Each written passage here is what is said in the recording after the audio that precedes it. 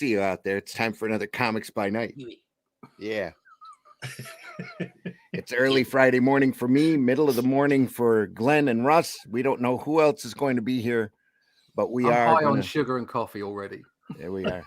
I got a little coffee. So we're here to look at Simonson one more time. Here we go. We're gonna at least one more time. So here's the opening.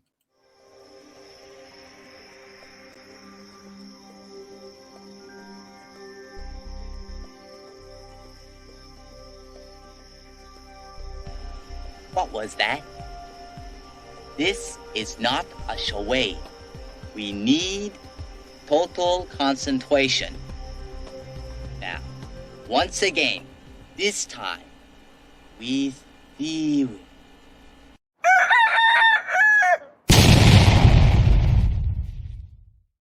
And the disclaimer. The views and opinions expressed within the video content found on the Indie Comics Network are those of the speakers and do not necessarily reflect the views or positions of the Indie Comics Network or its sponsors. Yep. Just in case. Just in case. Just in case we say something bad. Oh, I removed me. I meant to enlarge me. Here we are. You cancelled yourself. I did. We'll see how that goes later. So, yeah. Anyway, yeah. I'm Scott Adams all over again. Anyway. Oh boy, we are looking at the IDW Artisan Edition. Listen to that as that spine cracks. Oh. Walter Simonson, Manhunter, and other stories. We're here to look at the other stories today. We've looked at Manhunter for the last 2 episodes. Now we have some great other stories to look at. And the first one's a Batman story. Which doesn't look like him at all. Not Batman. It's very Neil Adams, isn't it? Yeah. He seems very happy, though. Oh, yeah. It's a happy Batman. Yeah, for a change. This is from Detective Comics 450. When's so this? Mid-70s? Yep, it's 70s. It's literally 7 issues after his Manhunter story. He enjoys drawing the lettering, doesn't he? I mean, he's got that big Batman at the top as part of it. It's good, though, isn't it? Yeah. He seems to be using a lot thicker pen. It's a lot thicker line weight. I would say on that work here. Yeah. Well, that's his newer stuff, but he has since gone back to his other pen. But the material he was doing before, not quite as heavy as this. I would say that Batman looks more, rather than Neil Adams, it looks more Barry Windsor Smith. Yeah. Yeah. There's a lot of those influences here. And the cross hatching as well on the cape. Yeah. Very nice, though. Oh, it's some great shots, I think, in this. I'd hang it on my wall. They did this, yeah. The Cape and Cowl Death Trap. Elliot S. Megan. Writer, Walt Simonson. Drawing. It has some great angles, doesn't it? Yeah, it doesn't look like him at all. That long panel there is sort of a Steranko Ditko type of thing, isn't it? The middle one, yeah. Slam. Has anybody seen that movie from the early 2000s called The Spirit? Oh yeah. It was awful, but but visually, I watched it last night while I was sitting sketching. I'm sorry. Yeah, it was an awful film. But it was, although Samuel L. Jackson made it, always makes it worth watching. True. Visually, it was incredibly compelling. It was somewhere between Batman '89 and Sin City. Oh yeah, right. And even down to the music as well.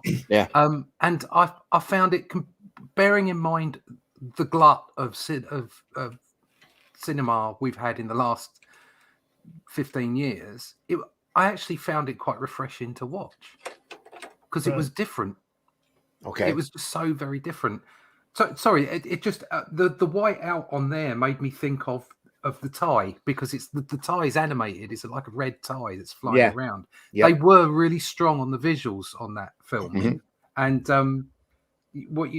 just like and that was it. And there was a removals truck in it, and it had Ditko's removals on the side, Yeah. which I Yeah. thought was really cool. Sorry, it's just you said Ditko and and the image as well, because it had this white out in it, and it all came back to me from like last night. Yeah, lots of great visuals. I went to the theater and watched that movie. Oh, well, never mind. You won't get that money back. Yeah. I at least And then watched I- it for free on Amazon. I've got a copy of it on DVD. Was it as good as Happy Feet? I haven't seen Happy Feet. Sorry. I'll tell you the story about that. Yeah, I'm sorry, but I don't have that frame of reference. you know, you can call it like it was hammy. It was obviously wasn't really like the Spirit at all.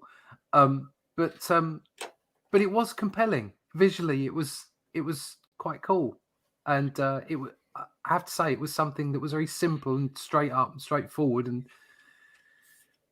much like fun comics, it was easy to follow. Yeah. And told a story, and that was it. It didn't have, it wasn't presumptuous. Who directed it? I don't know. Oh, that was Mr. Frank Miller. Oh, really? Really? Well, Yeah. there you go. Wait, look. The two good things, and Yeah. he was doing interviews in a fedora telling everybody how he knew Eisner, and that Eisner would not want him to do Eisner's Spirit. He wanted him to do Miller's Spirit. So Oh, right. that's Well, what- that's exactly what he did. yeah, and you should see yeah. some of those interviews Right. are Okay. are rather, I would say, a little cringy. Yeah. Yeah. I think he he's is a little cringy. Gotten a little bit of help since then, I think. Yeah. So But yeah, I mean, But- there's a lot of good visuals in there, and The- it did remind me of comic books. I mean, it did a good Oh, job yeah. of being a comic book on screen, which is, like I say, it's somewhere between Batman '89 and obviously Miller doing it was Sin City, but it's great, and it's just that panel in the middle, because obviously you mentioned Ditko, and mhm. then I remember Ditko was on the side of that van, which was quite cool. Yeah. But also the white out, and just like the general sense of design that you got from artists of this time. Yeah. And it's hard to articulate just the impact that their work had. That goes back to that look, especially Yeah. this year.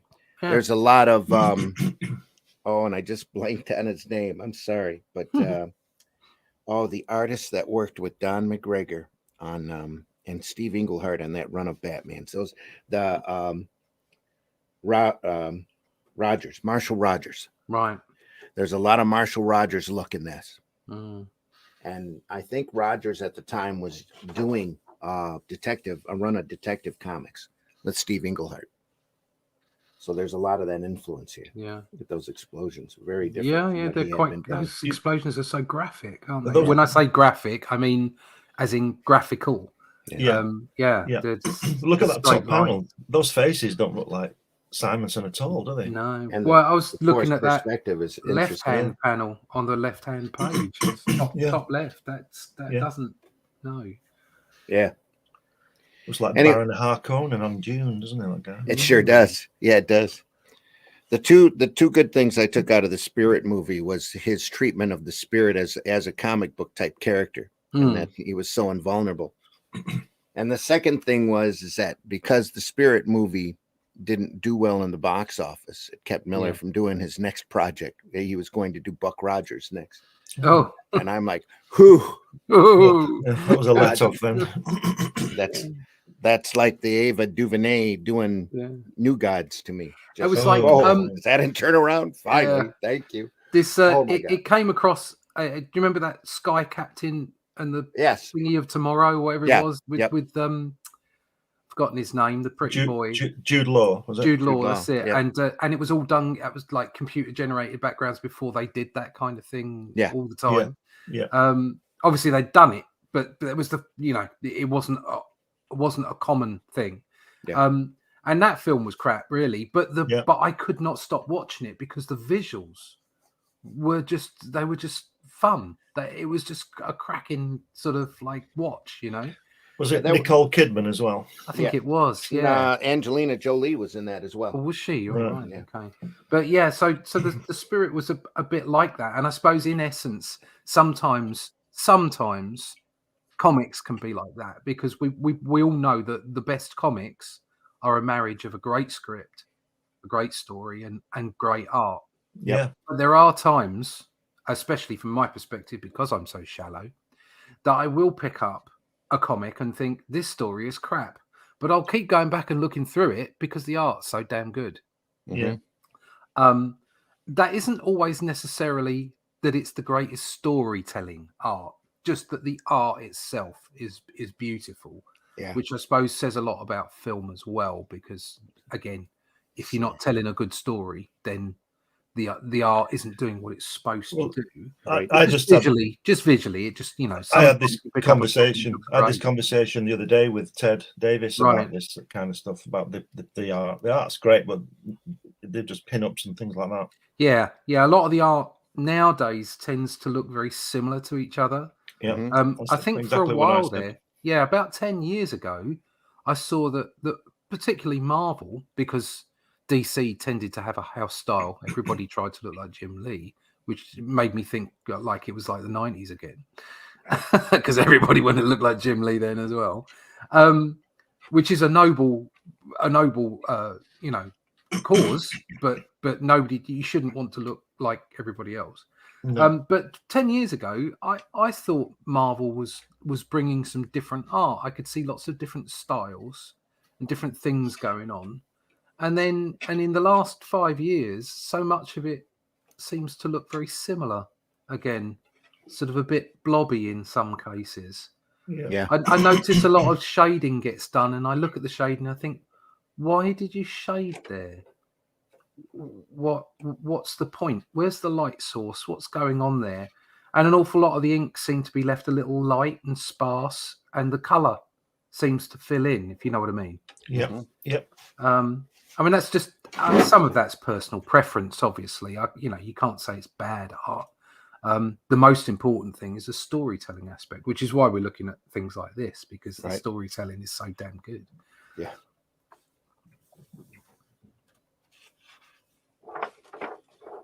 Oh. Look at that.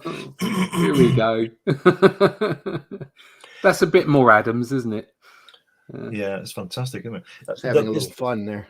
It's like you said, the line is very, very thick on these pages, isn't it? Yeah. Yeah. It is a thick old line.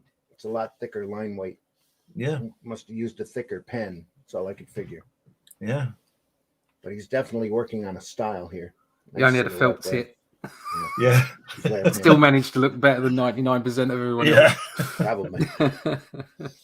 No, it's a thicker ink nib. It's not a felt tip, or you'd see little blops at the end, depending upon the type of board he was maybe using. It's an old pen. I mean, something I've noticed is I use brush pens, and the finer brush pens I use, they tend to get a bit fatter as you use them, and you have to throw them away and pick up a new one. And sometimes you'll do a page and you think, oh, it's a little bit thicker on the line, and it's simply just that the pen's got a bit old. Yeah. Look at that finger coming out. Yeah. You see on a lot of, if you look at John Byrne's Wonder Woman, when he did Wonder Woman for a while, he did that with a flare pen. Oh, right. And you can see the ink gathering at the point where he stops and lifts up off of the pen. Right. Yeah. Just enough to notice, you know. It's not something that it interrupts the story at all, but it's something that anybody who's done it would know, you know, any artist would notice that, oh, you used a flare pen on that. That's if you look at that page there with Batman with the finger, it's very, the panels, look at the run of the sequence of the panels. It's quite disjointed, isn't it? He's actually grabbing the gutter. Yeah, the sudden changes, the whole page, the sudden changes in angle are a bit sharp. Do you understand what I mean? Not that it's not good, because it's brilliant, but I'm just saying the actual jarring. shots, Jarring. jarring. That's the word. Yeah.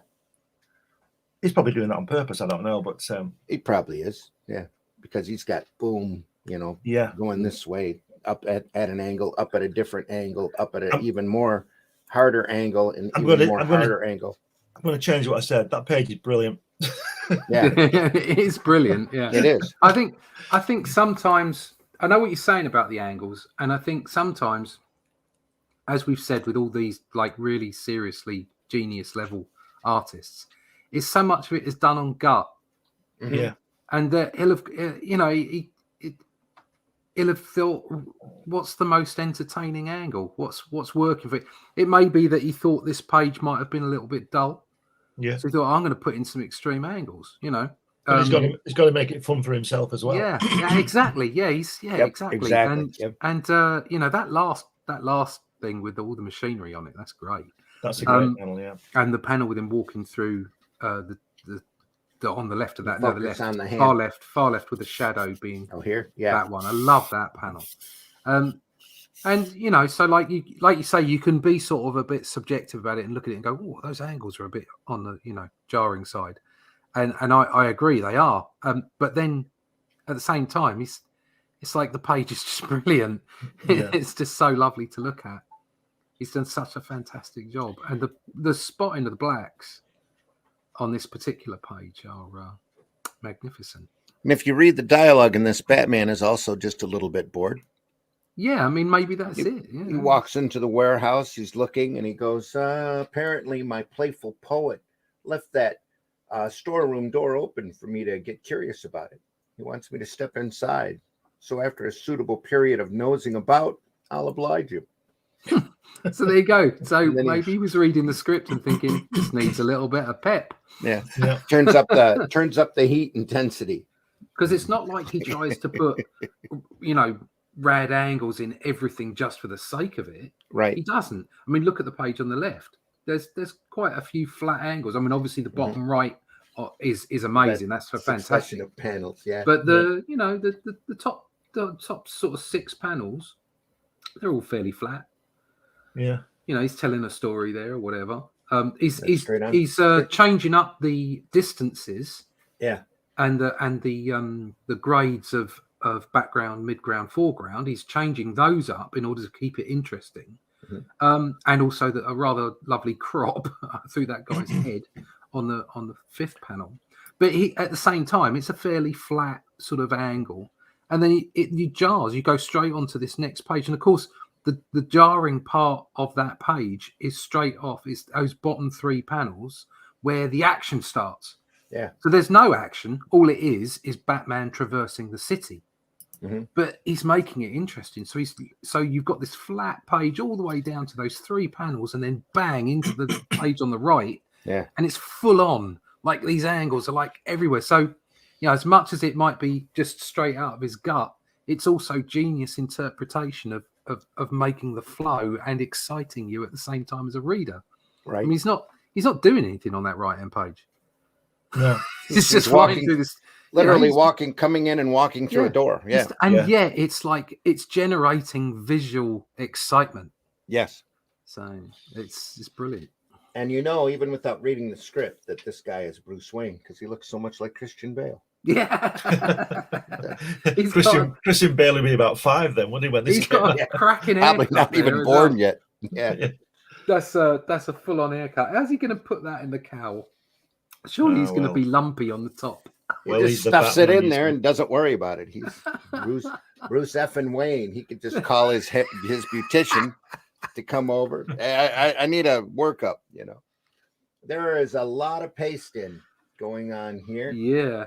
Right there, that was a paste in. Right Wow. there's a paste in. And that's that looks like your Adams Yeah.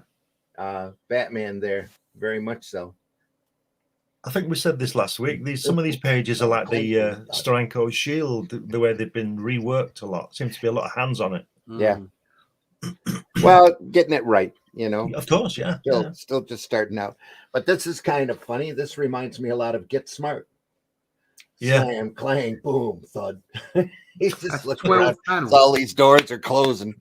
That's 12 panels he's got there. I guess he Yeah. doesn't want me to leave.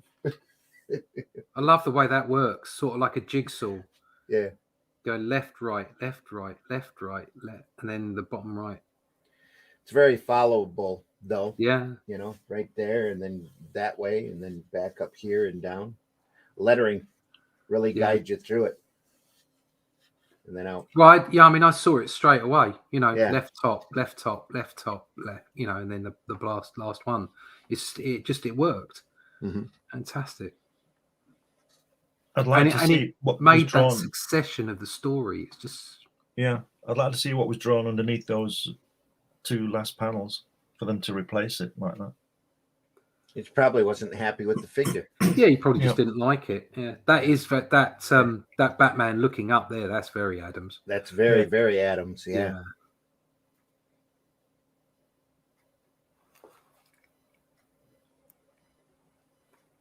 And again, conversation and an ass shot. Nice ass. Boom. Well, not so nice. Not so nice ass shot. Nice, not so nice ass shot. I like big butts, and I can't not lie. I don't actually, but there you go. Tell you what, I'll swap stories with you.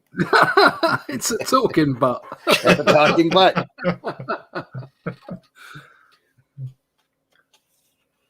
Collects cowls, apparently.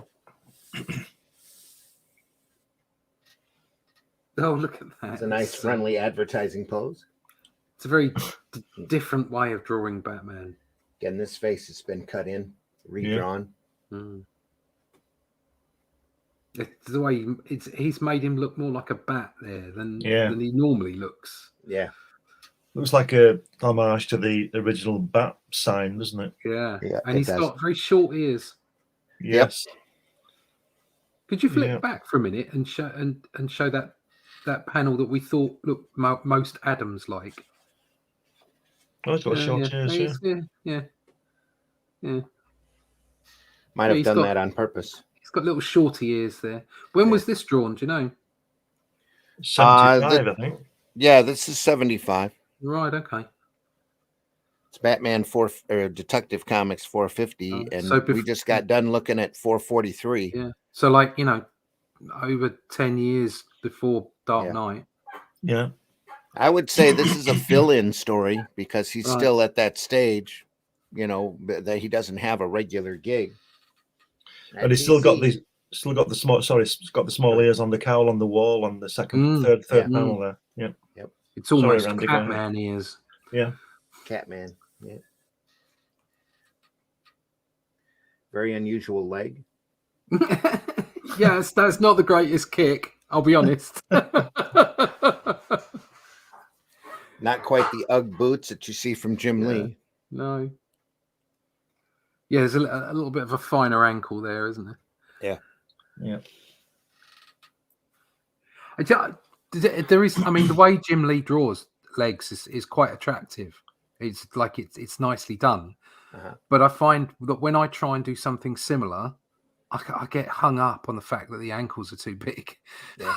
And I just can't do it. And you almost expect the toes to bend over. Yeah. It's almost cartoony looking here. God, that's a hell of a throw. It is, isn't it? That's a hell of a throw just from grabbing hold of his ankle. So he's grabbing a 14-stone guy by his ankle and throwing him 20 feet in the air. Nice. Wow. That's some strength there. I should try that technique. I love the forced anatomy here. Yeah. The larger hand reaching for the knife. Yeah, a bit janky. It's a little bit floating in the air. This knife is. Well, the shadow down there. The forced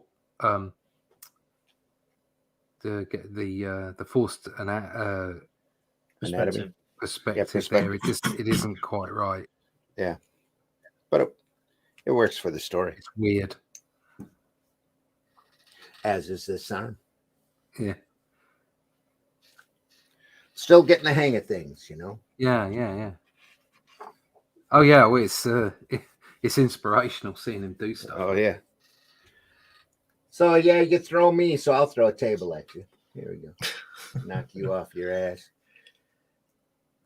Get into a little fight. Ooh, look at that! Wow, the viscera right there. That's an angry visceral, Batman, isn't it? Yeah. Look at those teeth. You go back one page. Levi's asked a question. That almost looks like Gil Kane there. Yeah.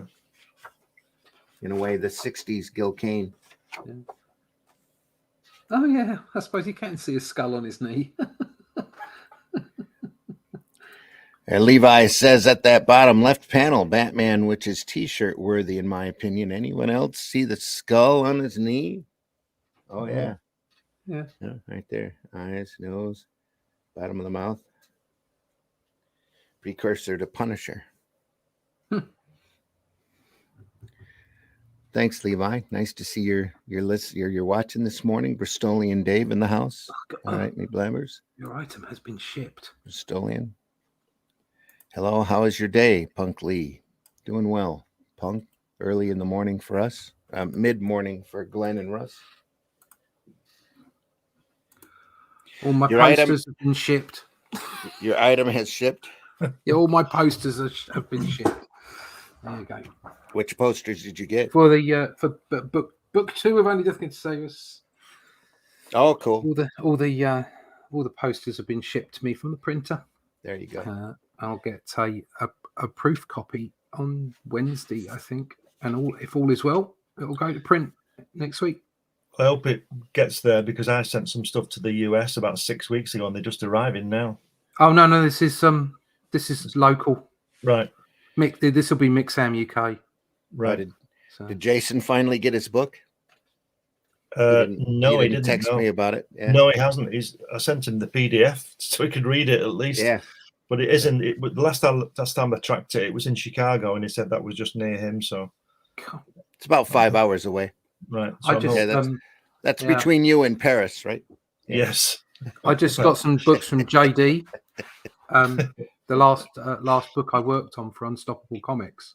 I didn't have a copy, so he sent me a couple of copies over. I think that only took about a week. Wow. So. A week and probably $5,000. But anyway, yeah. Those shipping rates are just crazy. Love that bat symbol in the middle of the page. Yeah. In the gutter. That's great. Nice work. That panel, that punch is really fantastic, isn't it? It's really hurting him. That. He should look worse. He should do, yeah. His nose should be flat, shouldn't it? Absolutely. I guess it would all depend on what the little parts here, the viscera was in color. If that was red, that would look. He's absolutely punishing him. Yes. Oh shit! There's that skull again on his knee. I like that. See the top right panel on the right hand page. I surrender. We've already established that. And then Commissioner Gordon turns up just after the fighting. Yeah. They're probably listening to him outside, Yeah, let him finish. Yeah. We knew you were beating the shit out of him, and we didn't want to interrupt.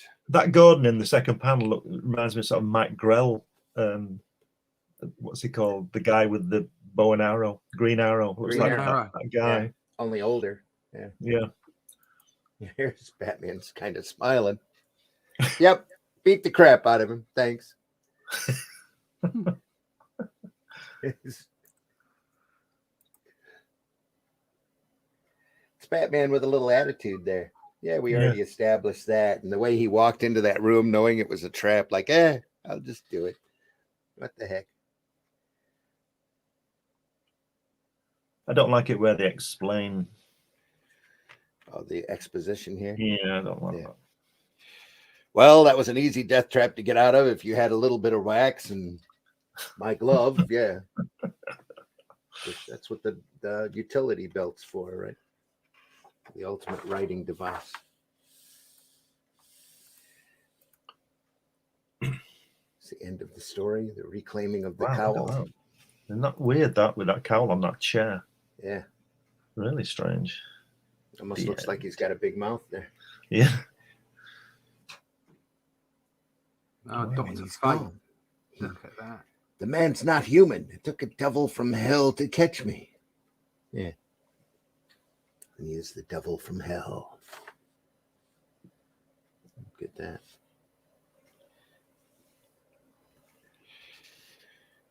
Here's a work I haven't looked at in decades. This Dr. Fate. Dr. Fate. That's definitely more Simonson. I've got a copy of this, a hard copy of it when it came out, and I remember staring at it for a while because of the work in it. But it's been a while since I picked it up. The indicia has fallen off, though it was marked in blue. Nice logo, that Dr. Fate, isn't it? Yeah, Nice yeah. typeface. I think they ended up running with that logo for quite a while. yeah. And It's I'm lovely. sure he just drew it up there in the corner. Does Dr. Fate have a logo? No, okay. It's got one now. Here we are. Proper So- 70s, that is. Yeah. And very nice. that does carry on, only they capitalized the D. Right. They had, and the F. The F's capitalized. I'm looking at my Superpowers action figure of Dr. Fate. here Yeah, on I my had wall. some Dr. Fate comics when they sort of brought him back in the 90s. And I'm pretty sure that was the logo, but with caps. Yeah. Yeah. Yeah, it was. I can turn my camera, I think, and show it. Avec la forfait near entreprise. You can't see it. I've got it. Oh, yeah, I right can there. see it. Yeah, can see it. Wow. There's Yeah, we can see it. I'm being offered phone services from France. Oh, well, you need those. Yeah. Absolutely. Allons-y. Yeah. Oh my God, what happened?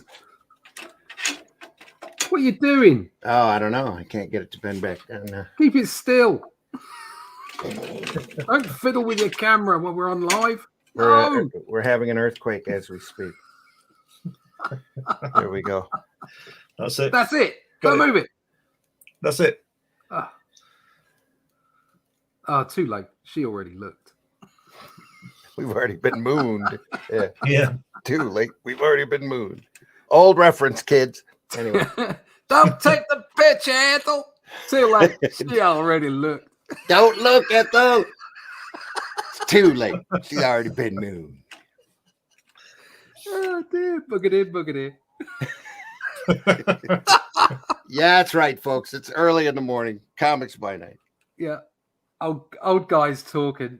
Anybody under the age of 45 won't understand that reference. What the hell were they whatsoever. talking about? The moon stuff. Yeah. There we go. I like that almost Japanese flag behind the cowl as well on the chair. Yeah. Oh, yeah. The rising sun thing. Well, it's something to put in the background. I suppose he felt he had to put something in. Yeah. Probably. He didn't want to draw a wall, so he just drew. No. He could have just left it without anything, couldn't he? It could have been fine, but It's bringing the focus to the cowl. yeah. So. Absolutely. Meanwhile, it's Dr. Fate. Often has the crystal orb of Naboo cast its awesome radiance over this land. But Often. never before this night has it shone with such urgency, such foreboding. And he's surfing He's surfing the power. on the light. He's surfing on the light. It portends the struggle I have dreaded all my life. Has anybody watched that latest one, Black Adam? Yeah. No. I mean, I haven't watched it. I know very little about the film apart from the Rock is in it. But Dr. Fate's costume looked quite good. Yeah, Pierce Brosnan Yeah. I mean, that looked, played Kent. Yeah, it was that very looked good. quite impressive. Yep. I will watch that. I mean, I think most of the criticism I've heard about the film is the kind of stuff I actually like. It's mindless. The biggest complaint is that it was Sounds too about much right. of a comic book movie, and it's like, guys. Give it to me. Give it to me now. So I will be watching that film. I think obviously I'll take it as an individual film because we're not going to see any of those guys again. That lettering at the bottom there, that ARG thing, is very 60s, 70s, early 70s, isn't it? That's Sure a is. typeface, isn't I'm it? going to say it also. No, looks that's like hand drawn in there. Are you sure those G's are very, very alike? It is. It's got a little tape mark here. Right. I think That's think that- probably rubber cement.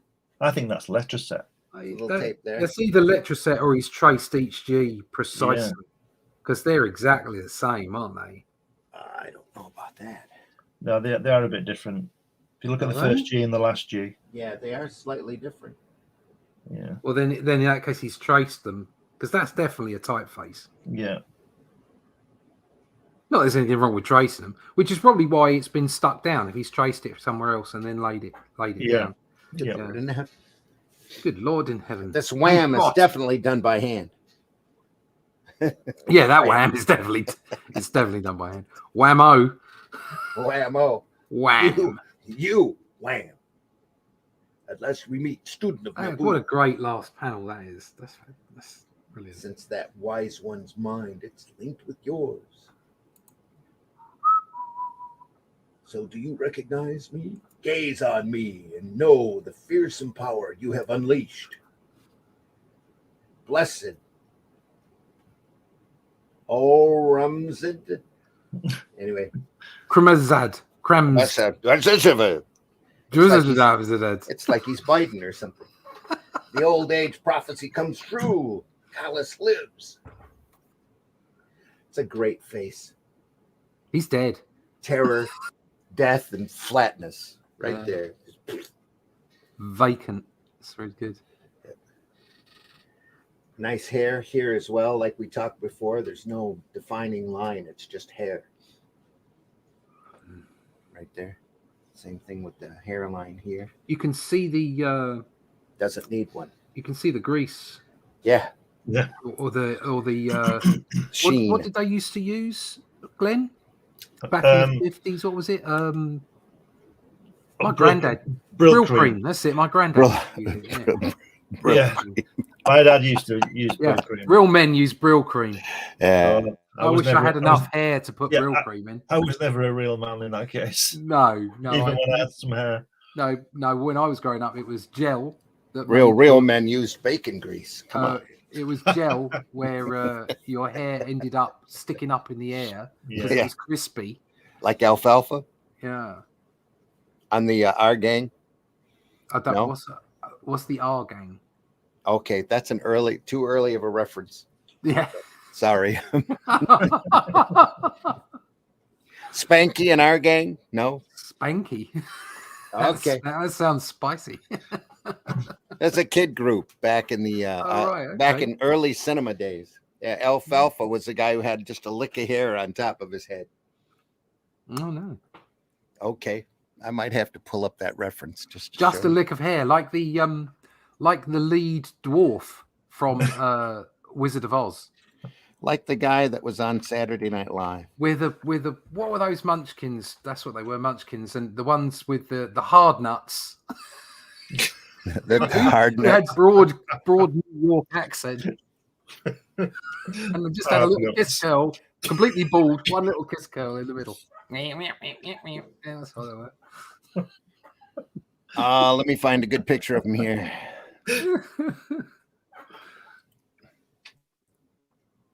That's pretty good. Let's pull that in. That's where the Don't move the book again. No, I'm not moving the book. Don't move it. But Sorry, it's that was a perfect. bad idea, moving that camera to the wall. It's So not I won't now. do that again. It's perfect now. Don't move it. Yep.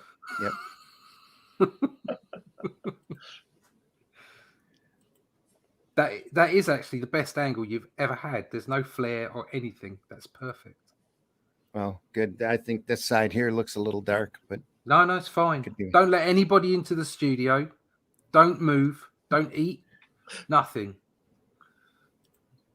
that's our gang. Oh, right. Kid on the end. Alfalfa is second from the right. Yeah. White kid From with the the, right. the greased hair. And that's buckwheat here in the on the Buckwheat. far right. Buckwheat. Man of danger. That was the that was the Saturday Night Live routine that Eddie Murphy used to do. I'm buckwheat, damn it. What's the dog called? I like My the name dog. is Buckwheat.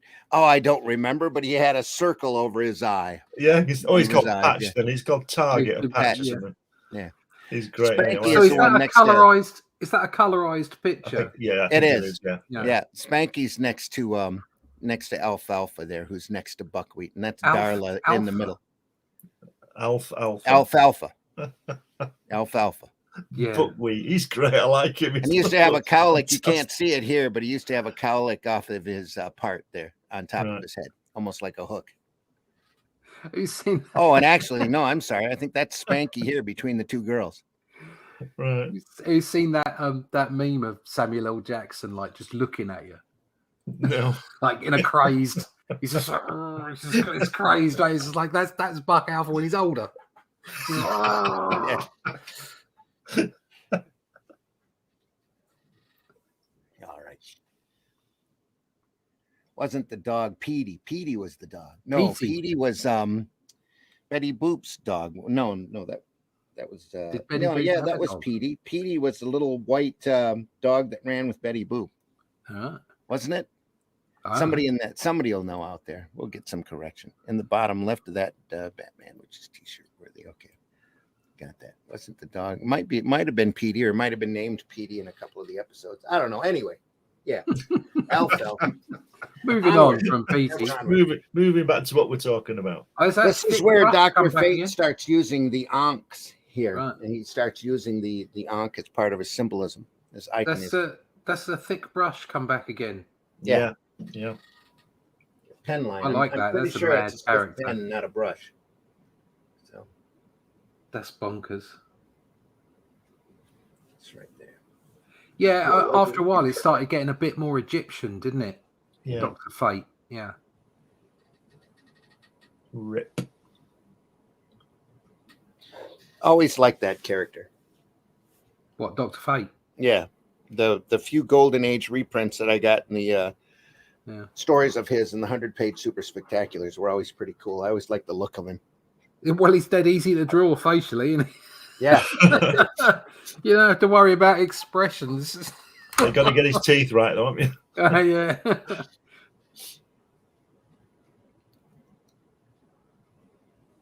Well, after a while in the Golden Age era, he had his power cut in half. So they cut his helmet in half. Oh, right. Oh, So right, you so can you see his face. nose and his jaw. Yeah. Oh, You right. can see his okay. eyes. They cut Right. that. Because everybody was like that at that point. End up wasn't they? They getting all had these zapped. bottom face. Yeah. Yeah. Is it just me, or are there sort of really, really good panels and some a bit not so? You understand what I Almost mean? like somebody was finishing for him. Yeah, or something was done like on the right hand page where he's got the hand on the second panel. It's really, really great, but the top panel doesn't seem as I don't know. He's I don't know, missing a bit of hand on the bottom left panel. Well, there's lettering here that you can hardly see. Yeah, It should have knocked it a little bigger. Put an outline on the white lettering. yeah, But yeah, there seems to be a lot of room here for exposition. yeah. So he might not have had a full script when he was doing this. He might have done it Marvel style. Yeah, That's a, yeah. That you know, like you say, someone's a sandwich short of a picnic. yeah. You can say that writer's not got a full script. I think. Yeah. I think it's a way of being derogatory about a writer. Oh, he's not got a full script, is he? Martin Pascoe's a writer on this. There's on that middle bottom panel where he's falling over. There's no holding line on that leg, like we're saying, about the hair. But who was it? We were looking at the hair. Where the head. Right there. Who did we do before? The Steranko. Was it Steranko? Yeah. There's no holding line on the leg, and he's done that there, hasn't he? On the shading on that leg, there's no holding in the middle panel. Below Like the energy here where he's coming through. Yeah. Yeah, It's falling. yeah, Right here, you mean? yeah, Yeah. I think that's one of those things that you've either got to do a lot or not at all. Really, I don't think he's just do it in one panel. And that's the only one he's done it in. Well, he had the guy's hair back there too, that he was doing that same kind of shading. He did. Yes, he did. Yeah. Oh, look! Just noticed something. Go back to left-hand page, bottom. That's the same. It's the same drawing of Dr. Fate on the floor. Yeah. It's been pasted in. Yes. It's exactly the same. I don't see the cut It's line. not exactly the same. No, but it's the same. Yeah. It's the same pose, isn't it? Yeah, it's exactly. It looks has like he's been- done it and then traced it, maybe. Probably Yeah. did. He might have been working on a hard deadline. The inking on this is a lot finer than it is. Yeah, there's on a that. slightly different ink on it. Yeah. And look at the cloak as well. The shapes are more or less the same. Mm. Yeah, what weird. Oh, he's traced it or something. Yeah. Yeah, he From probably himself. did. Yeah. It's probably running on a deadline. Yeah. Know that one. He might have been getting a lot more work at this point. Well, I did know that one. I'm unemployed now. I think you do. Yeah. I think you're doing really great when you're happy with your own drawing that you can trace it and use it again. Yes. Yeah. That's I think That's, you're very right when you do that. Wally Wood rule of working, right? Don't draw what you don't have to trace, or don't trace what you don't have to draw. Here, the hair is like that again. No definition. Yeah. Nice cup of coffee. Yeah. Well, you hope so. This looks like a lot like Christine from Manhunter. Christine St. Aubin. Yeah. Look at all those lines in her lips. Look at the whiteout on that bottom left panel with on the word balloons. Oh yeah. To the left. To the left. To the left. To the left. To the left. Yeah, look at a little to the left. Look at all that changes. Wow. Somebody's earned the money in the office, haven't they, that day? Yeah. Maybe it was done freehand and he decided to go through and re-ink it. Yeah. That's what it looks like here as well. All around all of this. You know, you said about the lips, the lines on those lips. That reminds me of Romero in Modesty Blaze type of. Yeah. It's got that aspect to it, hasn't it? Yep. Blast you, Kent Nielsen. Nicely tied. She's not happy, is she? I mean, she's that's Enzo. What is she throwing at him? The coffee. Yeah, she's not a very good shot because he's not moving because he's asleep and she missed. Well, giving him a break, I suppose. That's harsh. I had a girlfriend, well, live-in lover. She threw an apple at me once, straight across the table, and then the next day she threw a can of beans at me. Fortunately, I dodged. But she was a lunatic. Yeah, I mean, at least she's giving him some chance. This was across a bloody kitchen table. Don't forget, it's a hot cup of coffee, though, isn't it? Yeah, that's hideous. So not only could she damage his head, she could have burnt him as well. Yeah, that's abuse. That is. I had a first wife. I can't handle it anymore. I just can't. So many things, not just what happens to you. It's this place. It's living like a prisoner, having no friends. It's knowing that I can't share what you feel when you're faint. Now deal with it, love. Half a husband. You see, if this was a musical, see there where she says, and when he comes round, I won't be here. We're going to. And then you get into the music. Up the by music the time start. I get to Phoenix, you know. By the time I get to Phoenix. Ouch and a ball. Perhaps Kent is out of it. Half of him has heard his wife's tearful words, and half of him cries too. While the other half hears but one word. That's three halves. That's the other half, eh? A game of three halves.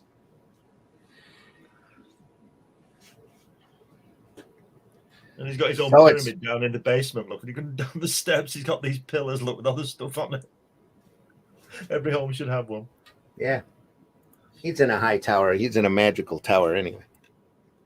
Down to the library to studying the ancient texts. He spans the millennia in search of secrets, for somehow he knows that the wisdom of the ancients is hyphenated. Really nice. It's all that can save his world now.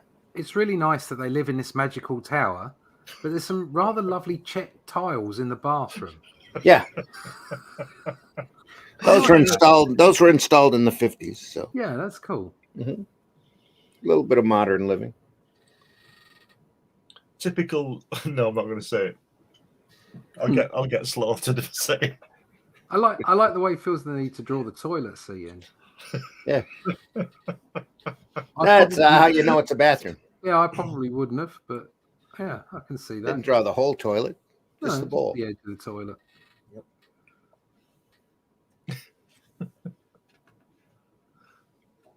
Yeah, and let's look at screen. Yeah. Back behind Yeah. here, white line. Has he drawn that in, or is that a Tone, letter is that a tone. tone? It looks like it was solid, and he put a white lined zip screen over top. Right. Okay. That's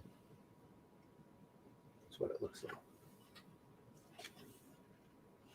That. It's a little Western type. Yeah. lettering. It looks like it's exploded that rather than just smashed. Yeah, it has. It's blown out like a gun. Yeah, she threw it hard. Blast you, Kent Nelson. He's so exhausted because the helmet takes a lot out of him. Well, so would you carrying that heavy thing about. That's rather On your parasitic, shoulders. apparently. Yeah. Hmm. Goes back on the origin of callus here. Don't let your helmet wear you out. Hey! Well, that's come into play quite a lot. The helmet's taken a couple other people over the years. Sorry, that was very much a British reference. Get down on it. There's a great story in the Young Justice cartoon where Zatanna's father, Zatara, ends up taking the helmet. And they allow Kent to leave, and then she ends up making a bargain with the spirit in the helmet to trade off the responsibility because it's so taxing. So they start a rotation system with a couple of other gifted magicians. We've got a little rotor up on the kitchen wall. Yeah, As to who's yeah. Dr. Fate this morning. Exactly Tuesday- right. Tuesday the green bin. Yeah, I'm not. Yeah. The green. I'm not doing the washing up this morning. It's beans for me. Roger's got the Dr. Fate gig today. I'm not doing it. I've It's had my enough. day to fate. I'll see you. Oh dear. Nice set here. Yeah, I like that middle panel. The city of Bubastis. Was that a city? Bubastis? I thought it was a dog.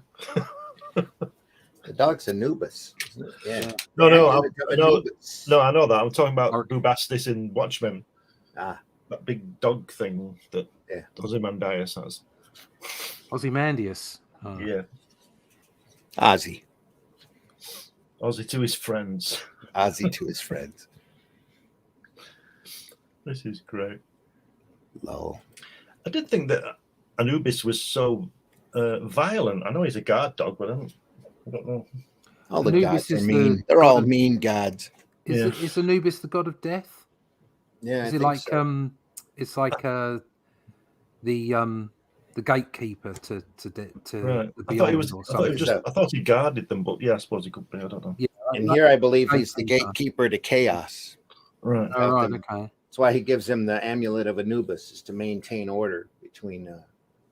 All right, so they're Order and extending chaos. Anubis's capabilities here. Yeah. They're sort of they're expanding his CV.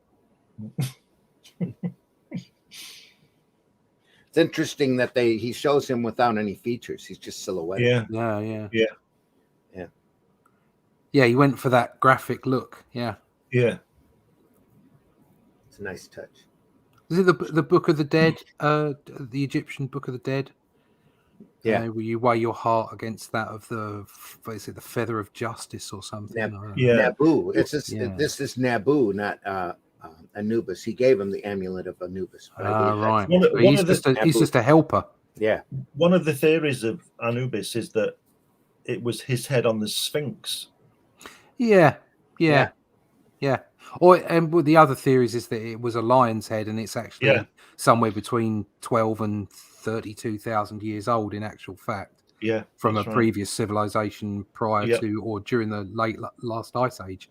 Yep. But The flood and all that, yeah. yeah, archaeologists, mainstream archaeologists aren't interested in that. Yeah, we're still arguing over how advanced that civilization was, but there's so they're many. still arguing over the fact that there's obvious weathering on the Sphinx, and they don't want to know. Yeah, Archaeologists don't want to speak to any other scientists. If you need any proof of how advanced that civilization was, just look at those things called pyramids. Yeah. Well, dragging them up the slope, The three particular pyramids, the big ones, those three are different to all the other pyramids in Egypt. Yeah, and they just found a tunnel last week inside of one of them they had never seen before. They were probably built way before all the other pyramids by someone else, to be brutally honest. Yeah, they don't want to hear that. I was listening to some guy the other day talking about machining, drilling, cutting, all kinds of stuff. It's not to say that there was some civilization that was in some way more advanced technologically than us, just advanced enough to be able to manipulate large stones and do what they did. Their focus would be different. They wouldn't have their focus on small technology, but on meaningful things maybe. And they got wiped out by whatever happened at the end of the last ice age. Yeah. Well, there's a huge city sitting up on a plateau in Sri Lanka. Yeah. That they just discovered like 300 or 400 years ago.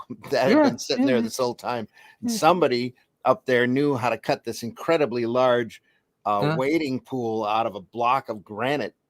They don't know how that happened. There's all sorts of huge marble blocks up there. They don't know how they got there. Yeah. The thing is all carbon dating is based on biological material. Yeah. You can't actually tell when something was built.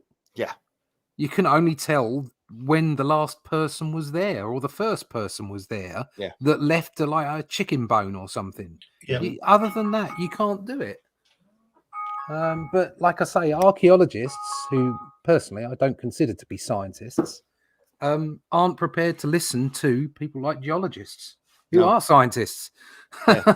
They have a discipline and they just don't want to know. I suppose if you've been earning your career the whole of your life, and it's built on a certain set of principles and ideas, and people come along and say, well, maybe you need to check those ideas, you can understand why there'd be some resistance against it. Of course, you lose your wages, don't you? Yeah, but at the same time, truth is truth. Yeah. And we need to find the truth, because it's only by finding out the truths of our past that we can understand what we need to do in the future. But don't forget, knowledge is power. I think they know exactly how those things were made. But not gonna well, I don't know about that, but they certainly have a good idea. I think there are definitely factions within science and within government that have an understanding that maybe the stories that we tell the general public aren't necessarily the truth. Mm-hmm. By the way, special guest appearance by Sean Connery. Yeah, Sean. Yes. Hello there.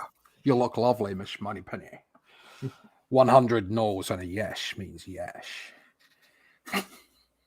Nice little hungry callus there. He's got a big mouth. He does. Filled with all sorts of craziness. Yeah. Circle work here. There he is again. Yes. Yes. Is that lettering has been done in white, hasn't it? Rather than the printer. There's been a number of paste-ins again on this page. This entire section here has been. So you think that white lettering, rather than it being put on a PMT machine and inverted, well, this somebody's actually drawn it in a white brush? Oh no, I doubt that. I sincerely doubt that. That had to have been inverted and pasted in, right? There's cut. Yeah, I'm going to say there's a cut line there. Yeah. Right. Mm-hmm. Yeah.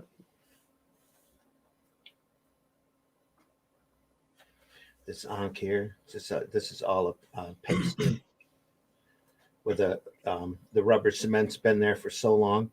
Yeah. It's left a grease mark there.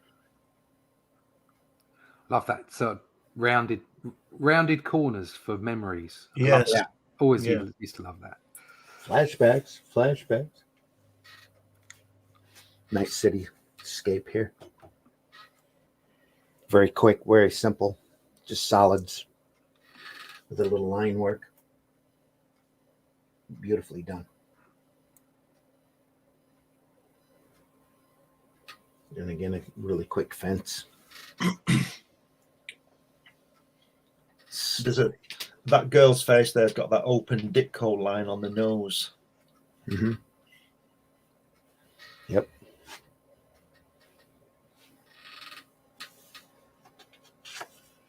Dr. Fate in an unusual position. Yeah. Legs a little. Anyway. It's like we were saying last week. You can see where he's going, can't you? The Simonson. You know, with hindsight, we know his style now. You can see it coming through, can't you? Yeah. Especially that guy on the left there with the beard on the left-hand page. Reminds me of that when Thor had a beard. Mm-hmm. For some reason, I don't know why he'd had the beard, but I wasn't reading it then. But you know, I can see it coming through. He just didn't shave for a while.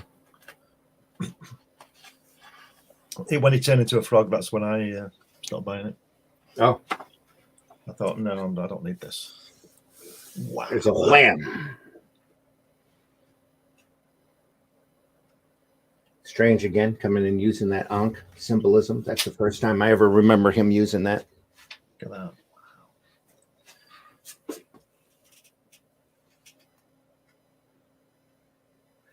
No.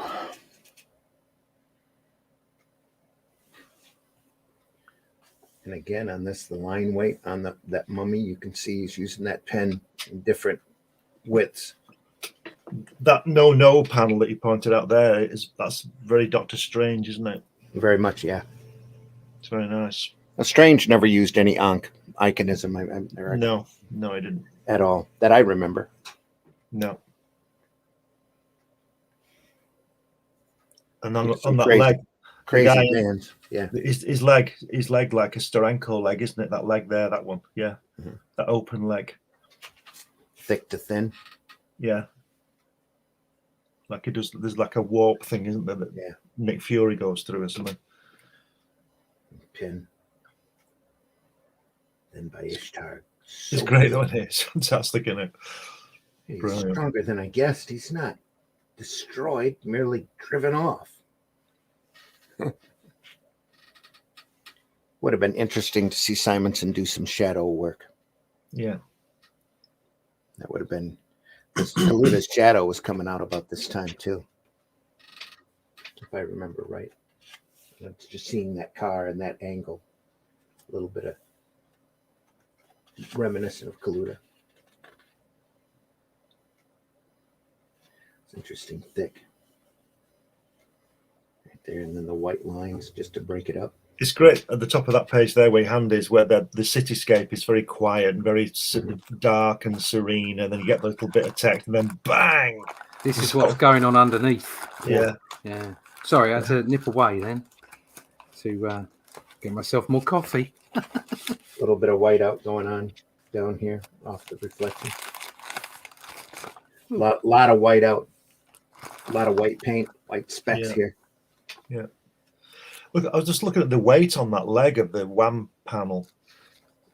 Really, it's a really nice leg, you know, sturdy leg, you know, it's a lot of weight on it. Mm-hmm.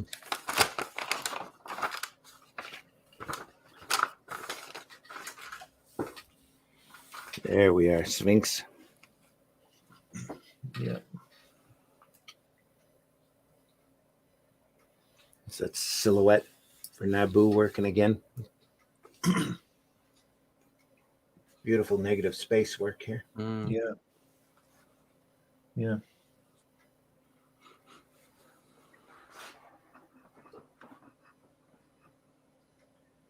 Can you be so cruel not to pretend not to know me? Served you for 3,000 years. Look at me, Anubis. See your servant. Look at me. I'd rather not. You're a bit gooey. I don't think that Anubis at the top above that panel works, does it? In the black. It's trying to be sort of like, it's almost like he's a living glyph. Yeah. No, glyph, like a living hieroglyph. Yeah. That's what I think he's trying to do. But I agree with you. I'm not 100% sure it works. But then I think there's enough detail in in the city below Yeah, in the pyramid. Yeah. to show what he's trying to do. That it's like an almost living graphic, as it were. Well, he's been silhouetted before that in the I don't just flashback sequence. I don't just mean the silhouettes. I mean the style. The style of it is it's a very graphic style. It looks like a hieroglyph. Are you playing with that camera again? Leave it alone. Leave it alone. Leave it alone. It's fine. Fiddler. You're a fiddler, Randy Zimmerman. You're a fiddler. It's like it's quite it's quite graphic, and I think that's what he's trying to achieve. I don't know that it 100% comes off, but I can see what he's trying to do there.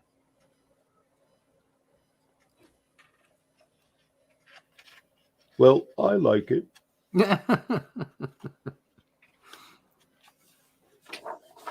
Oh, a little bit of paste over here. Look a lot at of that. stuff happening.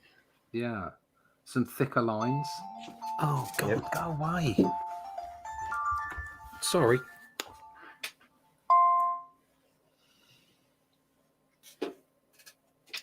This is Osiris. Amon-Ra.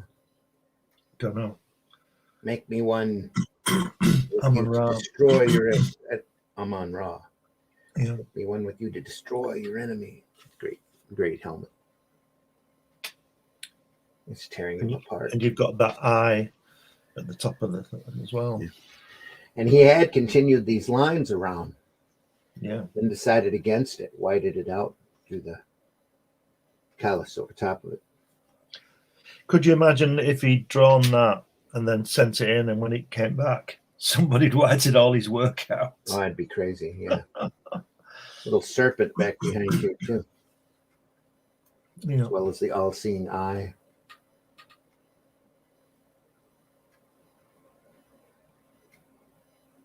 It's a little bit of spirograph at work here. That also looks like it was either pasted in or something was pasted there and then removed.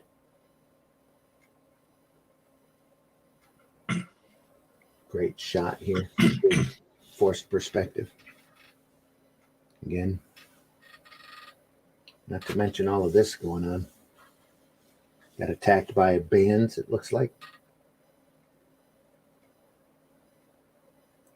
The air is shattered by a sound like the crackling of razor-sharp castanets as thousands of the talons bite into the man named Fate. Straining, he strains. He sustains a magical aura to protect his body. That's kind of cool. The flatness of that he's breaking through. Till finally, with a surge of mystic energy, he frees himself. The lethal claws scatter like so many wind-swept leaves. No man can change what is destined. And what is destined, Callus, is your defeat.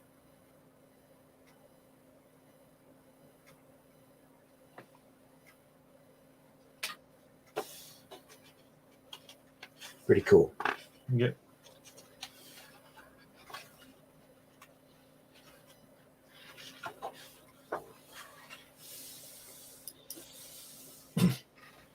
Wow. 12-page story. He's back. Oh, she's back. He returns and she returns.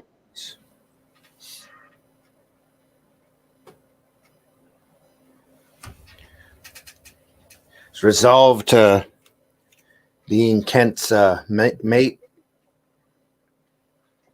as long as they can leave the tower every once in a while. Do you know what? There's a little thing in there that I don't like. That's I think it's straight from Stan Lee when she says on the last panel, and she says, "Husband mine." He used to do that in Spider-Man. MJ used to say that. Boyfriend mine or whatever. I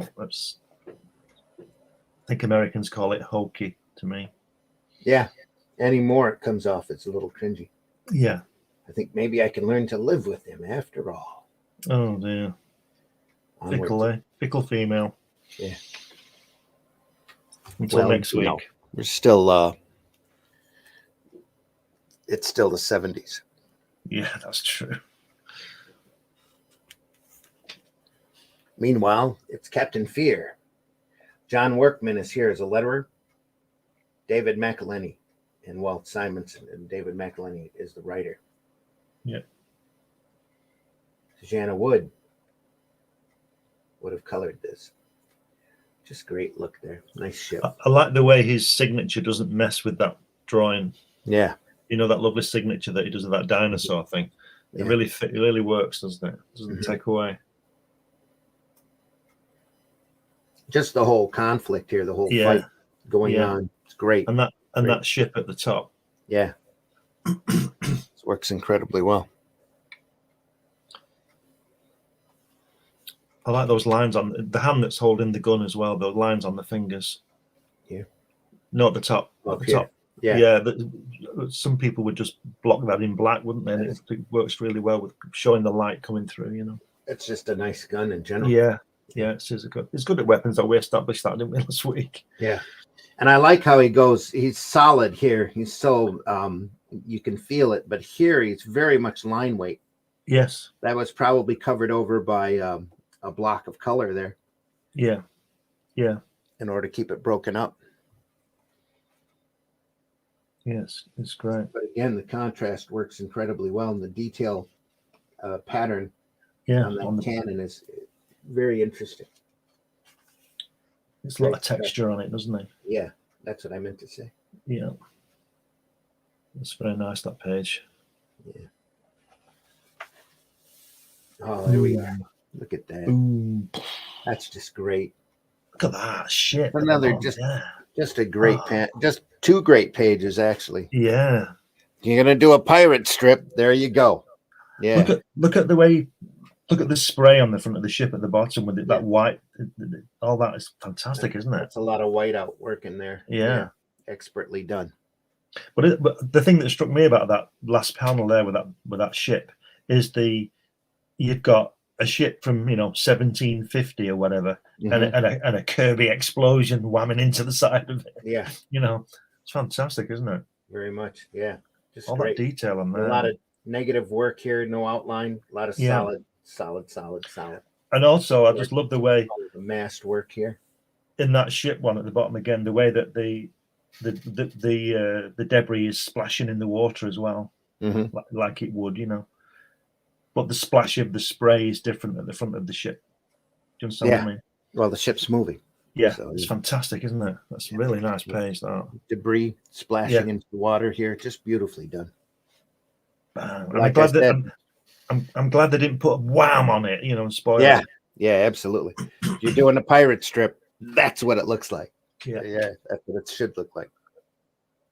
And it's great if you go to the top panel, boom, they miss, don't they? The top panel on there where it says boom, that's it. Yeah, they fire, boom, they miss.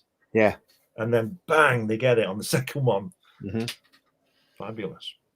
You should, and look at the sea as well at the top panel and that boom panel. The way the sea's rolling as well. Everything's moving. Yeah, it's fantastic, isn't it? And then here you have a straight-on profile, the guy looking and giving directions, and the crew readjusting, reshooting. The detail on the rigging as well. You're looking up to the crow's nest there. Yeah, in that third panel. Yeah, that's fabulous. Yeah. There's some research gone there, especially for that ship. Yep, brilliant. Probably had to spend the day watching a bunch of old pirate movies. Yeah, Errol Flynn. Yeah. Just great stuff. And here it looks like such detail, but really it's lines. Yeah. It's just knowing where to place it and when, especially here with the perspective. And on the next page, that I don't know what they call it, but that like pulley with the rigging on, the detail on that. Yep. I'll tell you what, it looks very Alcala, doesn't it? It does. Yep, there's a lot there. A lot of that there. Yeah. It's so different from the last story, though. Double. Yeah, he's certainly. I forgot what they call them. The guns there, just great. The pistols, are they pistols? Yeah, pistols. He obviously Flintlocks. That's what it is. Yeah, that's it. He's obviously enjoyed drawing this. He's got to have enjoyed drawing that ship down there, getting that explosion on it. That's absolutely brilliant. Yeah. Bother them a bit more. Fantastic. Boom. Yep. Cannon. Again, very classic pirate movie shot. The door opening, the cannon coming out. The boom. I was hoping Russ would get back so he could see this. We'll have to turn back to it when he returns. We're moving on. More of the same. Just great stuff. Oh, are they throwing him over the side?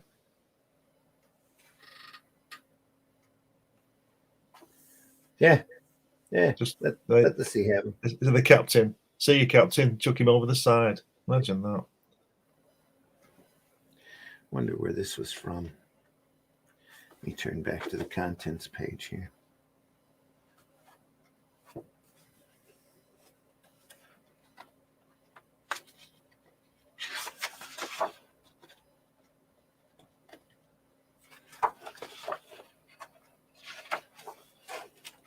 Oh, bump the Unknown Soldier. Yeah. Number 250, 254. 255, 256, Captain Fear. Yep. It's lovely stuff, isn't it? Very blacks are great, aren't they? On this. Yeah, just amazing. What's happening there? And that bottom panel where your hand is now, somebody hanging. Look at the feet at the top of that panel where you pointed. Yep. Somebody hanging. They're hanging. Probably by the rigging. Yeah. Oh my God. Another ass shot there. Look. Yep. Little bit of Gil Kane. Yeah. Look to that. Probably using the same equipment that Gil used for many, many years. It's definitely got that look right there. Yeah. That's lovely, isn't it? Just great stuff. Woodwork here. Oh yeah. He spent some time on this strip, hasn't he? You can tell. Yep. Researching, getting it right. Yeah. Just a great shot. It's fantastic, isn't it? Absolutely brilliant. Beautiful stuff. Want more of this. And again, if you look in that crash panel in the middle panel there, he's left the floor all white, so it doesn't clash with all that detail. Right. How good is that?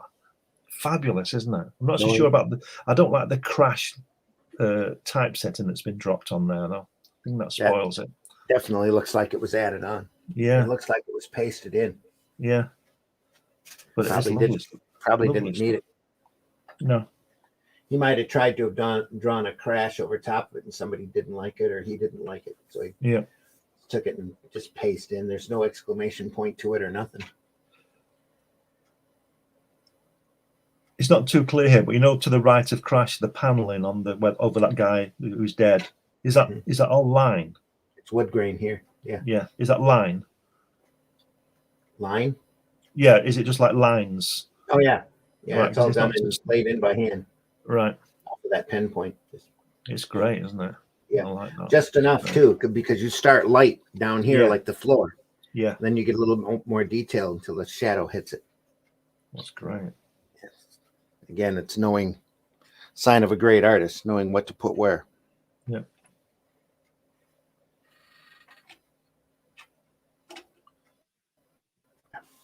It's fantastic.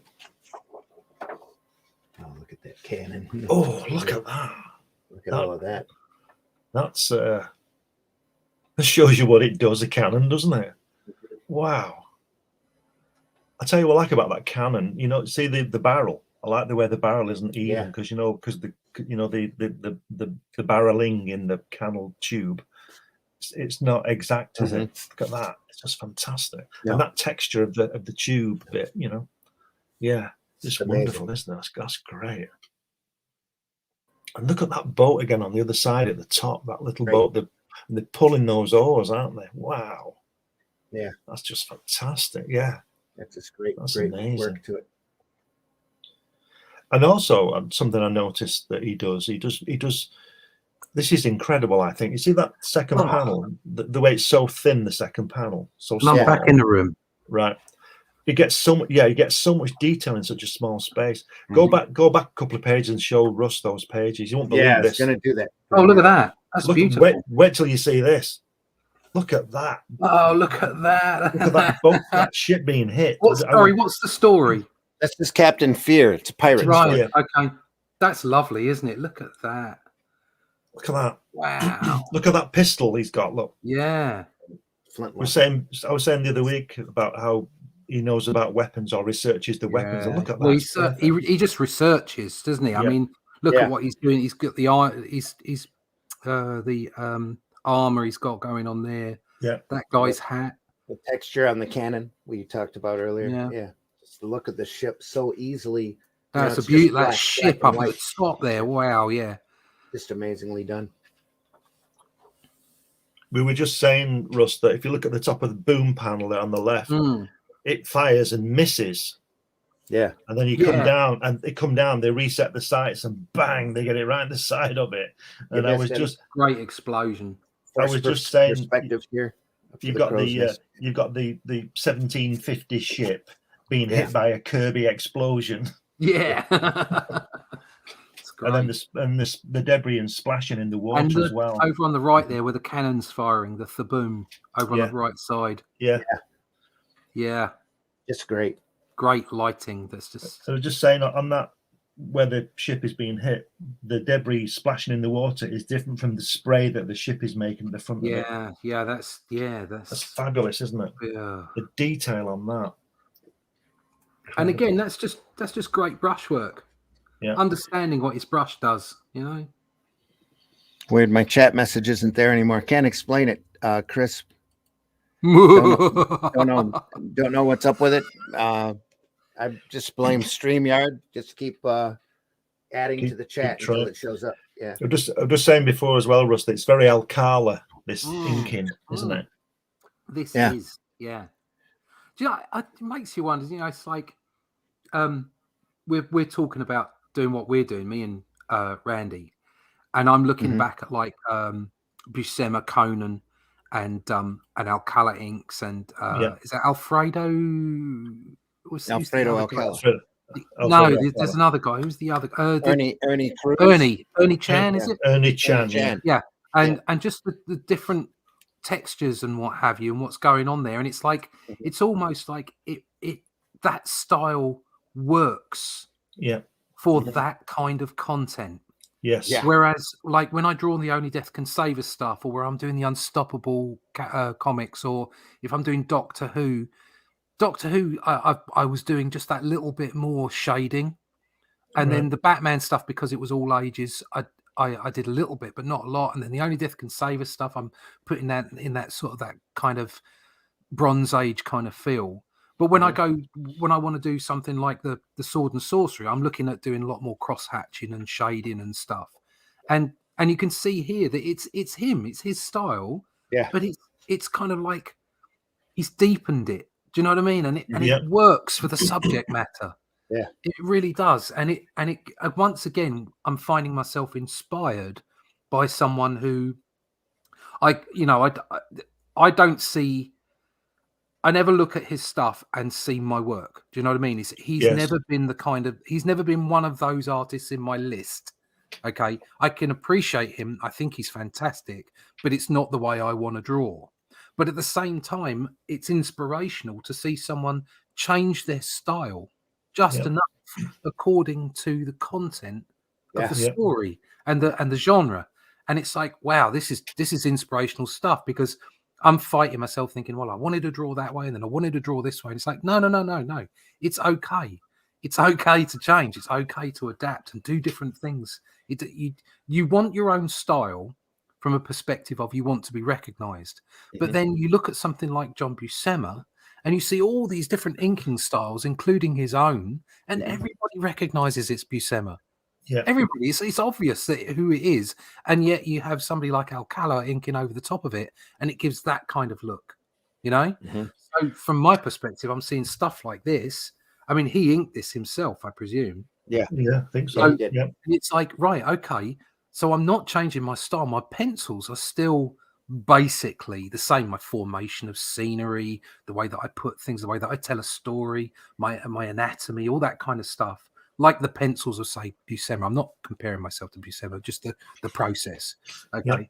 Yep. And then I can come at it with a different inking style and do things and shake it up, and yet still be true to myself, still be true to my own style, but at the same time shake it up for the different genres. And and just I'm just rabbiting on here, but it's just being able to look at these fabulous artists like we are and be inspired not just by their growth, how great they were, the things that they did, but also their processes and how they explore different genres and how they produce the different work. I agree. It's like one book. To be honest, it's one book. It inspires you to draw rather than to draw like them. Yes. Yeah. This is exactly this, because I absolutely have never been inspired by the style here, but I am inspired by the content, the ability, and the excellence of it. Look at that canon. Yeah, and it's making me think, right, well, I can change up and still be true to myself. Sure. Yeah, it's great. And this is a lesson for any artist out there. This, I mean, like I say, in a microcosm, like I was talking about with the different inkers, different pencilers, and still being able to see the style through it all. It's almost like this one book of Simonson from start to finish has been a lesson in how to stay you, keep your style, but at the same time have a different process over the top of it with the inks. Yep. Fabulous stuff. You're right. That canon's just nuts. It's just and again, this panel here, for example, it looks so detailed, but it's really so simple. Yeah. Economy align. You go. Very much the economy align. And we said and before all of that rigging is here. Yeah, we said before the texture on that cannon is amazing. Yeah, it's just beautiful. But here with the rain coming down, and then the ships in the fog floating away, he could have done all of that water sitting in here, but he chose not to. In fact, he went through and whited out a lot of it, just to keep that look. And then the legs here in silhouette, without any outline to them whatsoever. Fabulous. Yep.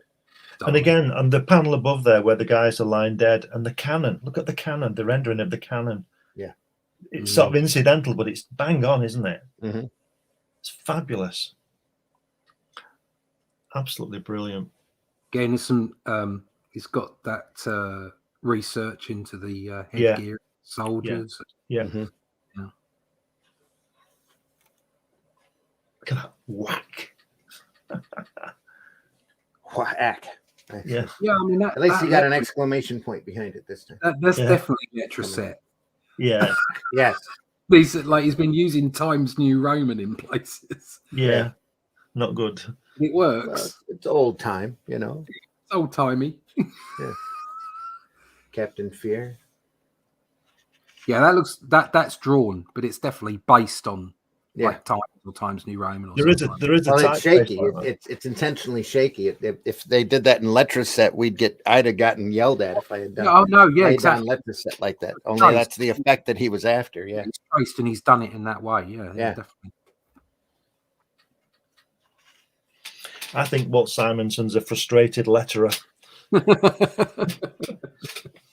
I just think he's a storyteller in general. Yeah, he's one of the few people that incorporates the sound effects and the lettering as part of the overall design. Here this would have been knocked out normally, one side or another like this. Yeah. In comes the ninja. Ninjas. But first, beautiful bedroom scene there. Look at that with a menacing shadow. Again, you can see the research he's put into it, like that pillar in that panel there and the chair. Mm-hmm. He's certainly got some reference books. Yeah, he's definitely been looking, hasn't he? Yeah, because that's a chunky Tudor-ish kind of design, isn't it? Yeah, the bed and the table and the chair. Or that kind of type. Is it Tudor? It'd be. a little bit something later, like- wouldn't it? Yeah, Like I'm not sure. 1700s, which is Yeah, not Georgian, is it? It's I don't know what it is, something like that. but it's I know what you mean. There's a lot of weight. They're obviously heavy wood, aren't they? There's a lot of weight to it. Yeah. Yeah. It's fabulous. Yeah, you wouldn't want to pick that bed up. No. No. But Captain Fear will jump on it. Yeah. Like, oh, he's got the pirate boots. Our I guy love there. pirate boots. Yeah. Captain Fear. This guy here's got glasses. Yeah, with wire rim. Oh. Did they have glasses in 1750? I imagine Yes. they did. Yeah. I think they did. But I don't think they look like that. No, I don't think like glasses. I think that had monocles, but not. But anyway, I don't know. Yeah. They would have. Yeah. I think they would have all been round as well. Yeah. Probably. Nice. This silhouette work. It's in here. great, isn't it? That, Yeah. The way it's broken up with the laces. Yeah. It's fantastic. Wata!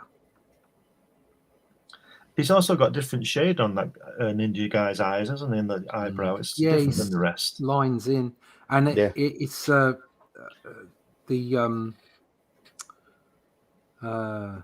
racial demographic as well. He's got the eyes really good. Yeah, Uh-huh. It's like obviously whatever you're allowed to say, Asian Orient or whatever it is.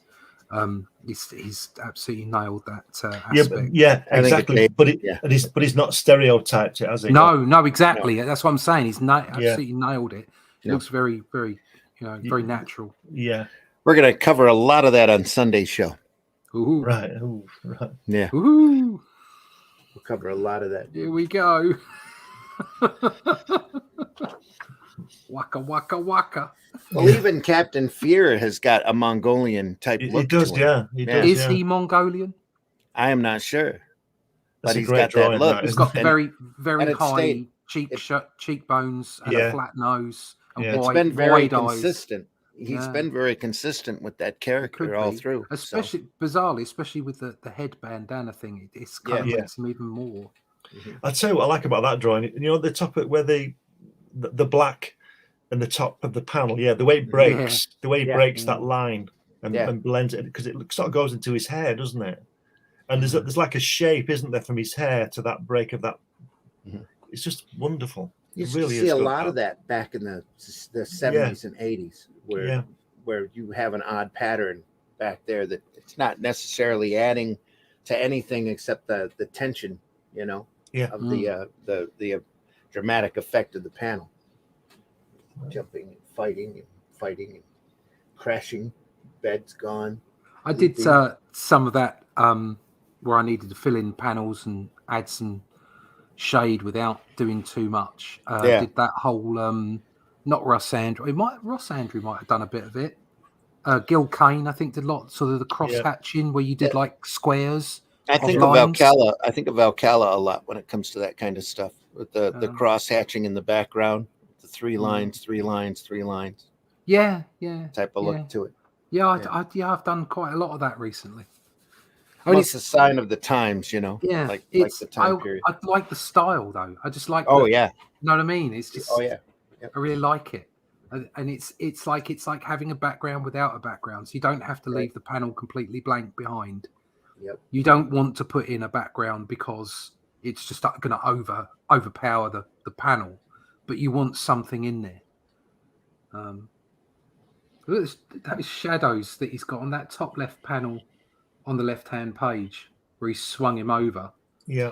His foot's casting a shadow. I mean, it's the lighting in that. It's Right. great, isn't it?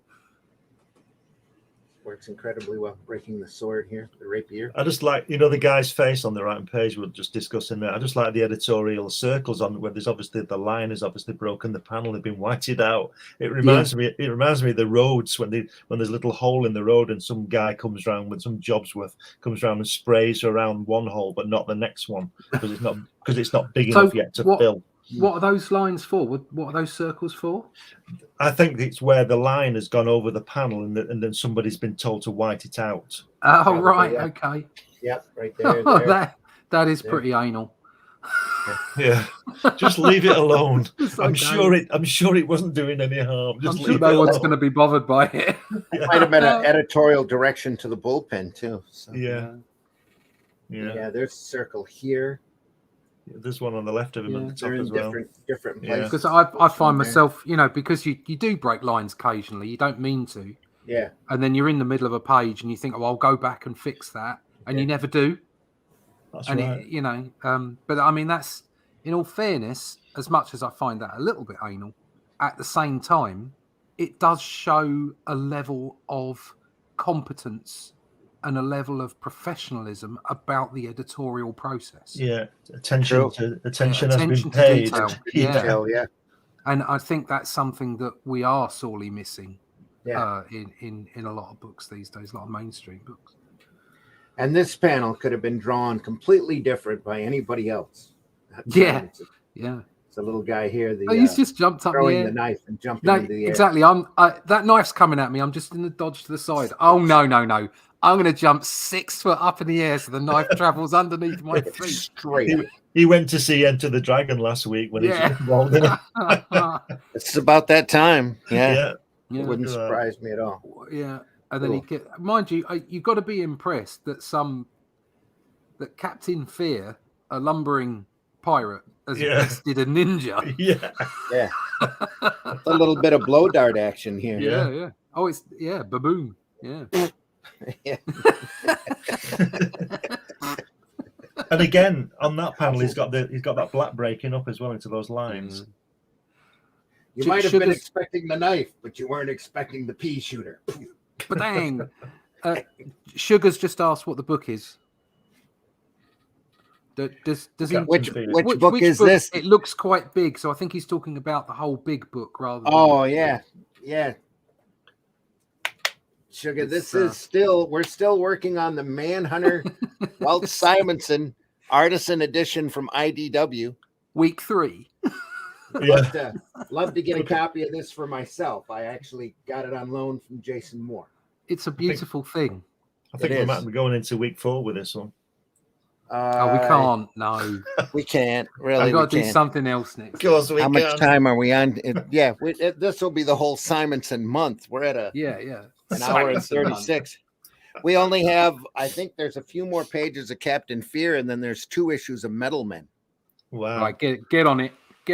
Maybe we should come back to it in a few months then. We could always come back to it in a little bit. Oh no, there's a whole other chapter. Look at those ships. Look at that. Look at those ships and those birds. Look at the rigging on that. The detailing in the wood. Yeah. Look at that. The Captain Fear feature was a backup in Unknown Soldier.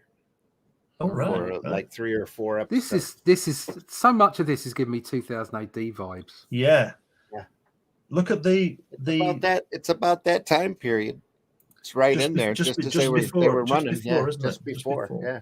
Look at the weapons there on that panel with that and that telescope thing there at the bottom.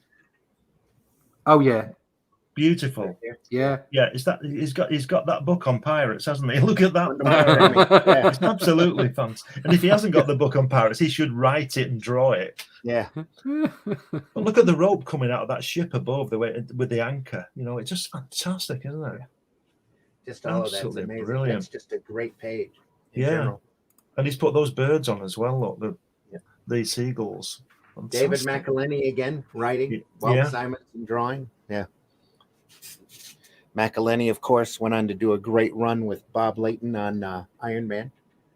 Pretty much gave the MCU that entire character and the armor. Right. Look at that panel there. Crack, blam, kabam, blam, blam, blam. And he goes, adios. This was all drawn in originally and then pasted over. That's horrible, isn't it? Pasted in. I don't like the way they do that. No, that's not. No. Last minute. Got to do it. Got to get it done. Oh, boom. no. Yep. Look at that. Shall we give chase, Governor? No need to trouble yourself, Sargento. Sargento. So, yeah. Well, I have to do a lot of things in Spain because of reasons. And pretty much everything is just putting O on the end. It's English. Yeah. I'll be seeing this Captain Fear. I'm glad again you said that, soon. not me. Putting O on the end and shouting really loud in an ignorant manner. There you go. That gets you everywhere. I'm English. Don't you understand what I'm saying, O? I'll be seeing this Captain Fear again soon.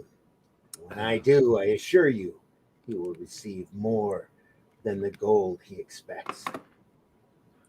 Yeah. Just great. Look at that style. Sorry, Sugar's just said, metal men. I love metal men. It's like what you do in your own time, Sugar. Totally up to you, mate.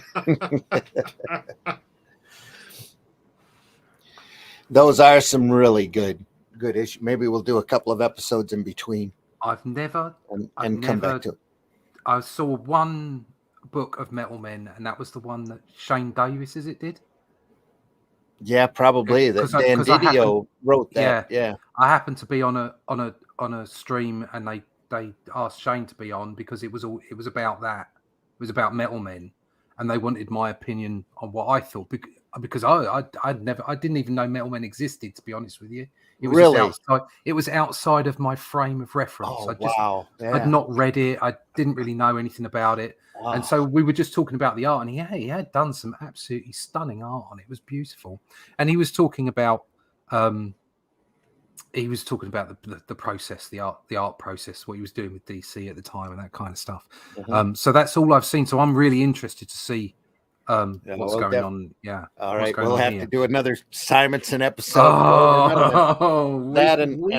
I can pull up the Showcase Presents. I've got at least one Metal Men Showcase Presents. Okay. Okay. All right. Well, that's it. We're done. We've just made a schedule. There you go. Majority of that work back then was done by Ross Andrew. He first started out drawing Metal Men.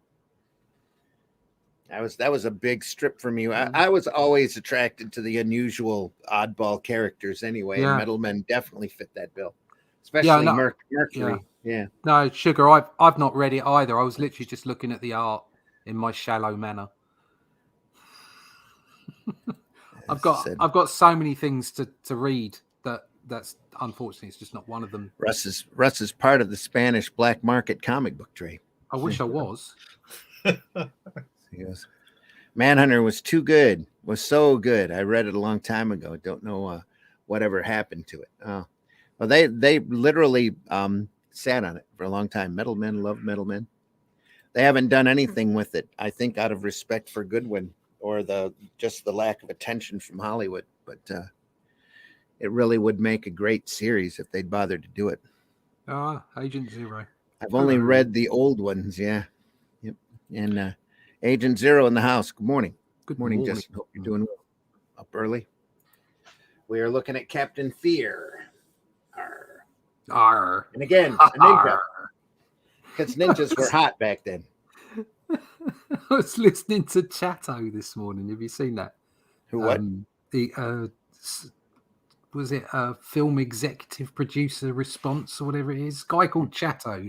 I think he used to be a comedian in Canada in the 90s or something, and he's been in production. He does reviews and stuff, which are quite amusing, to be honest. And he was talking about pirates this morning. He said, of course, they've got English accents, so they're evil when they're pirates, so they must be English.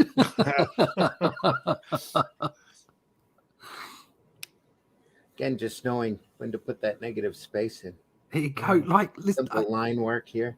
Zero just said it's like it's ninjas versus pirates before ninjas versus pirates. Yep. The old stuff is the best. Always. Usually that's sure is the way it works out, isn't it? What? That's a funny word, that slash. That sounds like a colloquialism or some kind of abuse, some kind of term of abuse. Don't forget Don Martin also raging at the time. So yeah. At least it's not flabbergap, right? Flabbergap. Slatch. You slatch, get away from me. And there's a here along the bottom. I always loved his clouds. Yeah. He was so brave with them. He just like a single line. They're clouds. Yeah. Get on with it. And he always puts birds up there, doesn't he? Yeah. Yep. which is usually where you Well, find it's- birds. Yeah, Oh, it's just- yeah, well done. Yeah, I love it's, the way he uses them here. It's just Yeah, yeah, open it's, space. that's Yeah. beautiful. Yeah, Yeah. Just- but it is and a thick great outline, way. just contrast screaming It is right out at such you. an easy way to describe the sky in Yeah. black and white. Yeah. Just put a couple of birds in it, and you know it's the sky. It's- Yeah. More rigging. Great rope. Like the way again he's broken those Just, three throwing panels. Yeah. Again, he's broken that action down in the 3 panels brilliantly. Another great panel here. Just phenomenal. And honestly, I would think the coloring on that probably killed it. Yeah, Just didn't do it the justice it deserved on this because it looks so great in black and white. It's the kind of stuff you would find in any of the black and white magazines of the day. Yep. You know? There it is. Scratch a boom. boom. Scratch a boom. I think they could have left that off for me. Yeah, I could have been. I quite have happy to with not agree. seeing that. Yeah. Although again, that does look like it's been drawn on rather than. Yeah. Yeah. It Yeah, I doesn't could look have- pasted I could on have at all. happily- No. I could have happily lived without the sound effect on that. Yep. Yeah. Is Didn't that a need it. signature? Yeah, it's Walt's signature. Yeah. In an Fabulous. open spot. Yep. Let's see when the date is on that. That- Sorry. It's like 80.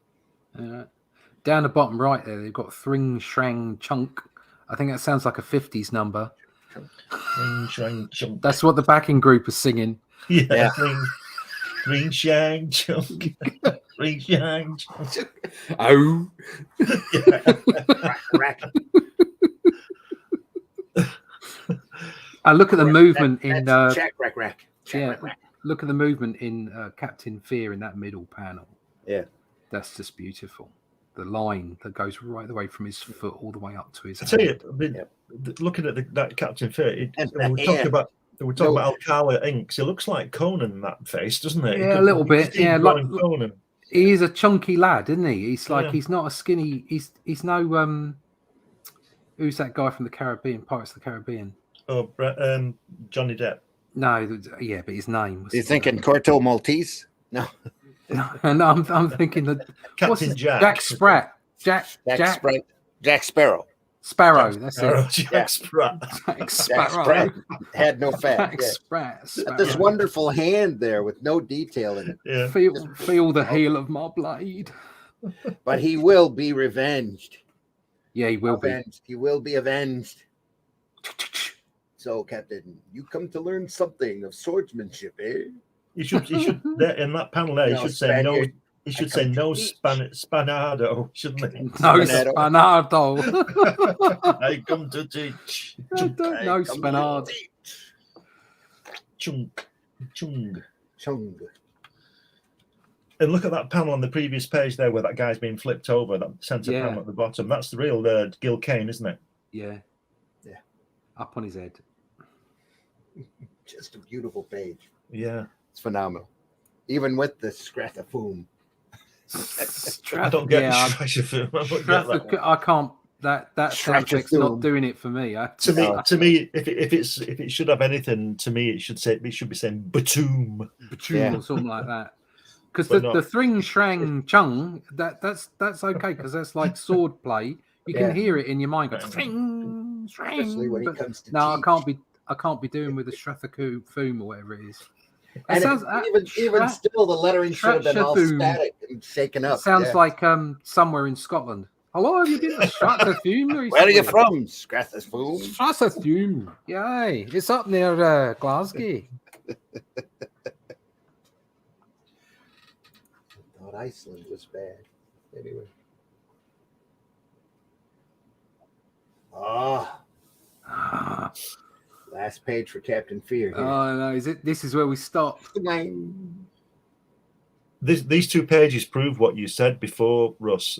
Yeah, That he's drawing for the genre. it's 'Cause look at the drawing for the different- genre. Look at Yeah. the difference of that Metal Man Okay, rendering. like the What a one on the contrast. right, the one on the right has got aspects of Stalin about it, and the one on the left Yeah. looks like a Kala.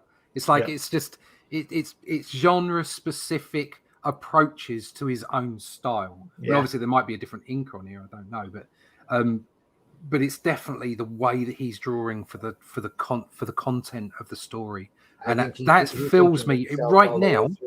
Like the universe has just given me this because it's right now that I need this. I needed to see this, and I don't have this book, and I wouldn't have gone out and bought this book, but I needed to see this because it's encouraging me to go right, lean into it, lean into doing something other, leaning to do something new.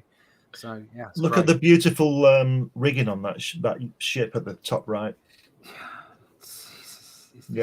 He's absolutely nailed the whole pirate thing, hasn't he? The sails, no detail. Here we go. The sails are beautiful. Beautiful. Because I've been whizzing through a whole bunch of our Conan Alcala stuff, and there's that stretch of story where Conan is with the pirates. Yeah, and it's so similar. It's so, I mean, obviously it's not. They're two different styles, but the obvious research and the focus and the energy and effort that have gone into creating the world that you can see in each panel, just brilliant. Queen of the Black Coast. Yeah. Look at the tension in the bow on that page. And look how thick his lines are for the waves at the bottom. On that bottom panel, and then it goes into the thinness into the background. Just you might think, oh, that's obvious. It's not obvious to a lot of people. It's fabulous, isn't it? And the way it's rising as well. The ship is rising. Yeah, you can feel the ship bobbing on the wave, can't you? Yeah, absolutely. Yeah. So great. Brilliant. Fantastic. Right. So we've got to end it there. 2 more issues of Metal Men. That's one show. That's a whole show. That's a whole show.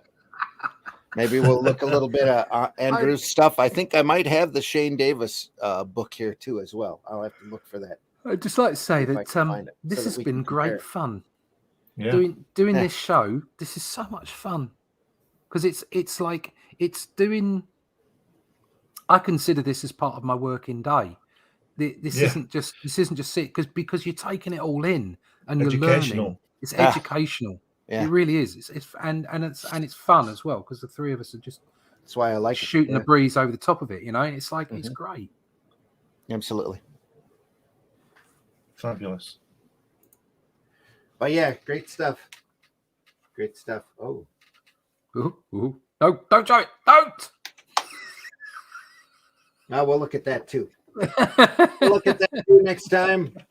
Maybe do we want a week in between like we did Boland or No, we might as well finish it off because if people are watching they'll want to see the book finished. More Simonson next week then. And it's not like it's been the same thing all the way through. You see changes, styles, change of content and everything. So no, we'll do that and then we'll maybe do something else the week after. The week after that I'll bring out Star Slammers. It'll be great. Oh, Star Slammers. No, don't do Simonson one after the other. No. That's the Simonson show. It's the Simonson show. This one of these days he's gonna pop up in the chat and say, I hear you've been talking about me. Yeah. I've got the IDW I've got a Remitter Spider-Man. I've got a Gil Kane Spider-Man. I've got Jason's, I've got Daredevil. Jason's got about another 3 or 4 books like this as well. So I've got Buscema's Silver Surfer. Oh, right. So we could run through that. I've got access to that too. So yeah. Plus a lot of other art books and stuff here. I've been collecting for a while. We need to do a couple of episodes at least on Alex Toth as well. Yes. Be great to do. Folks, if there's anybody out there you want to see us cover, make sure you drop us a comment in the chat. Let us know what you think.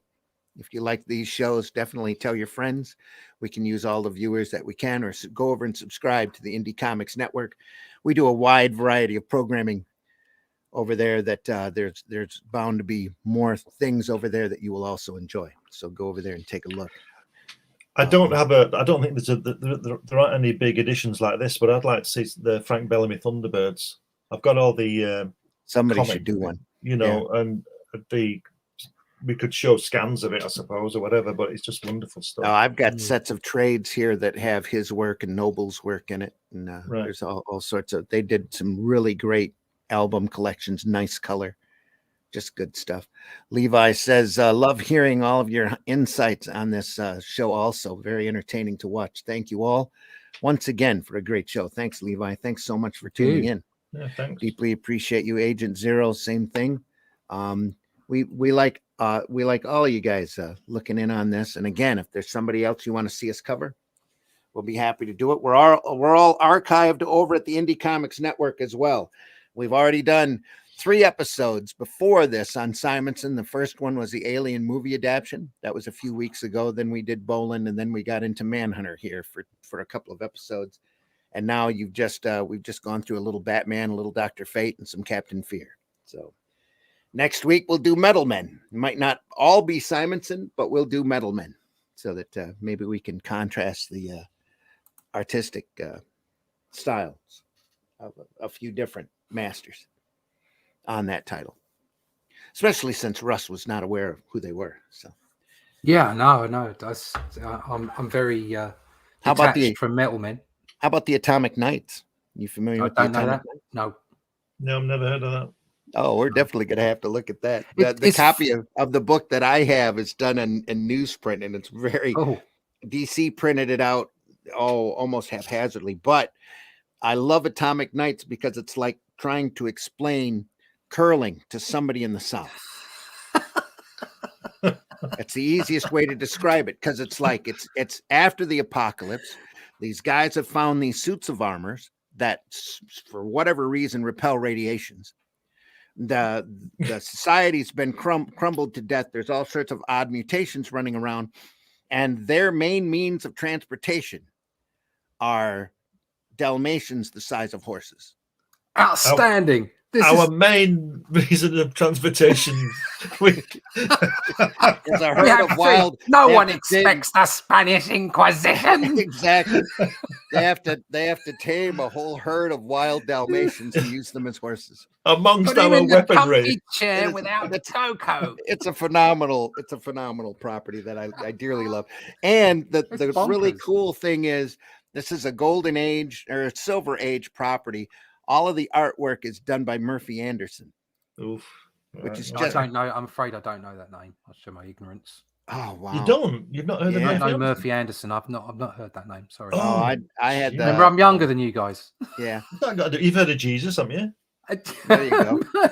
I had really the- like the baby cheeses, I had the pleasure of spending especially the ones convention. with the red wax on the outside. The baby cheeses. I sat next to Murphy Anderson at a convention, was able to officiate a panel with him on it. He was just a Oh, great okay. person. Yeah. I'll probably see his artwork and go, "Oh right, okay." I know the artwork. You've heard of Kurt Swan, haven't you, Russ? Oh yeah. Well, yeah. Murphy Anderson used to ink a lot of his. Oh, a lot of right, it. Because they were okay. called Swanderson. Yeah. Oh, okay, all right. I fair enough. compare his inking style to pretty close to Alex Raymond on Flash Yeah, Gordon. yeah, Very, really very Okay. beautiful brushwork. Just Yeah, gorgeous material. very nice. I am not thin as line. knowledgeable as you two wise men. Wise man.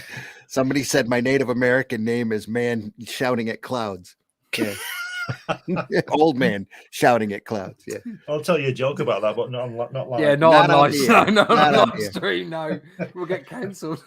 Folks, if you want to see some really oddball stuff, we're going to run a program on Sunday. I just got a book back from a retailer that I let him borrow, which is a very rarely seen collection of the Monster Society of Evil.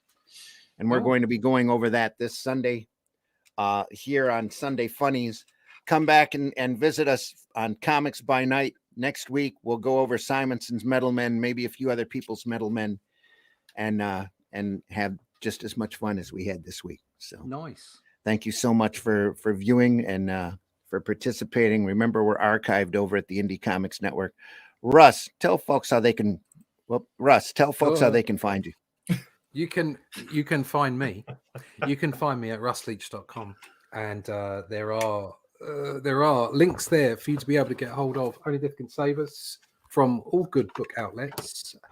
online. Only Death Can Save Us book 1 is still available in its original format. Not many of them left, which is over at my Indiegogo for Only Death Can Save Us book 2, which is currently at the printers. So you don't have to wait long for that. And probably I'm going to cut the Indiegogo campaign at the end of this month. That'll be it. So it'll go off the print after that. So those are special books. You can only get them from there. You can find me in the pages of Batman Magazine or Hero Time Presents Batman in the UK and Europe for a little while longer yet.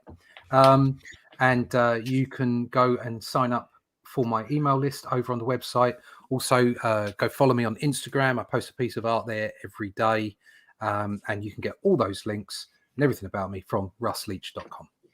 Sweet.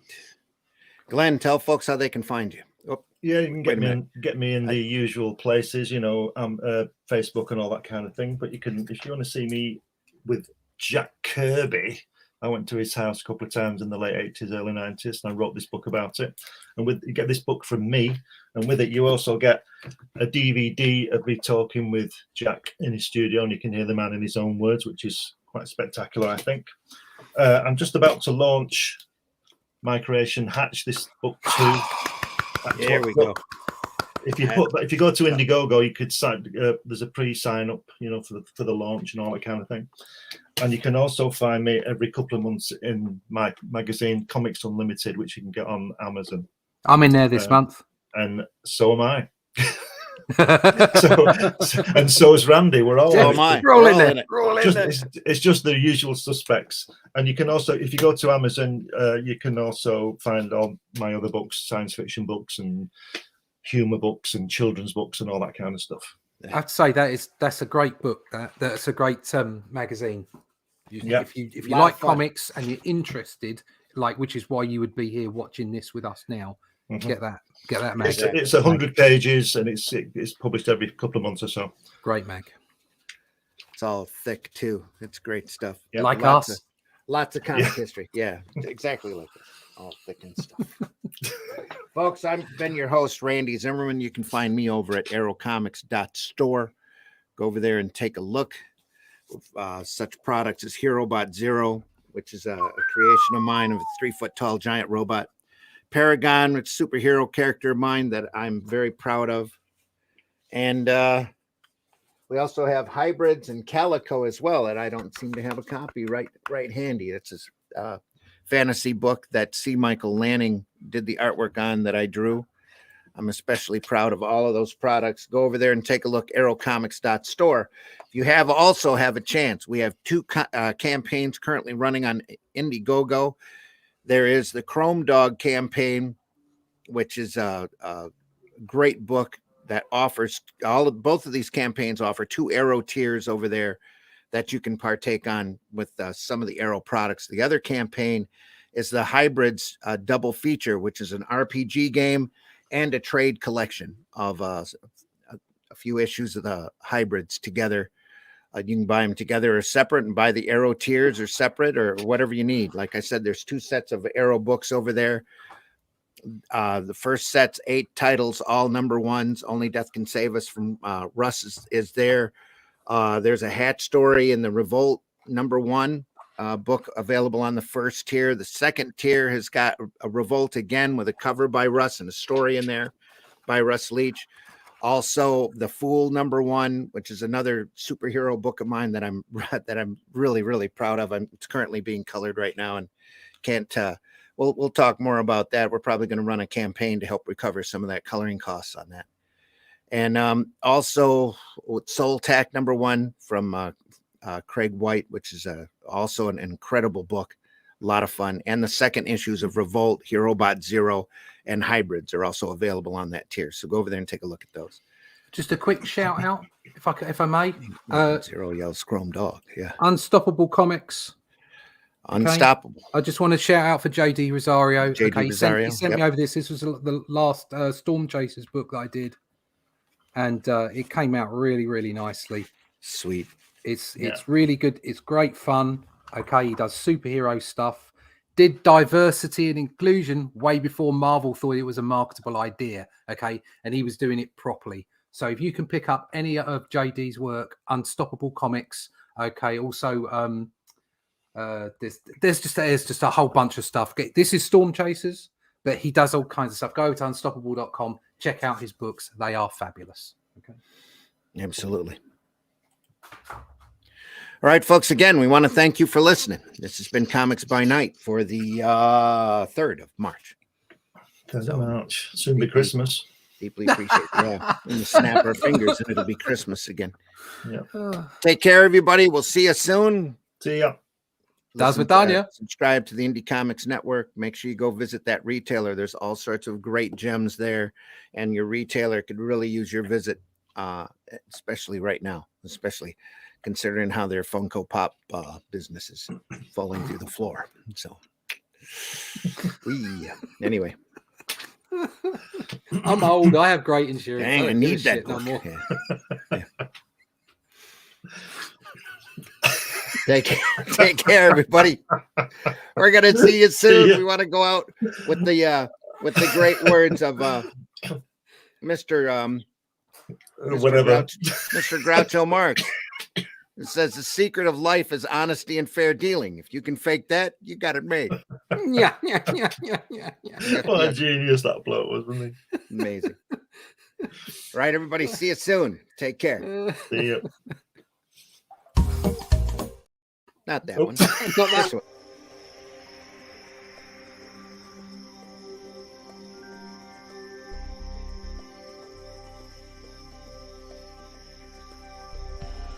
What was that? This is not a charade. We need total concentration. Total concentration. Now, once again, this time with ewill.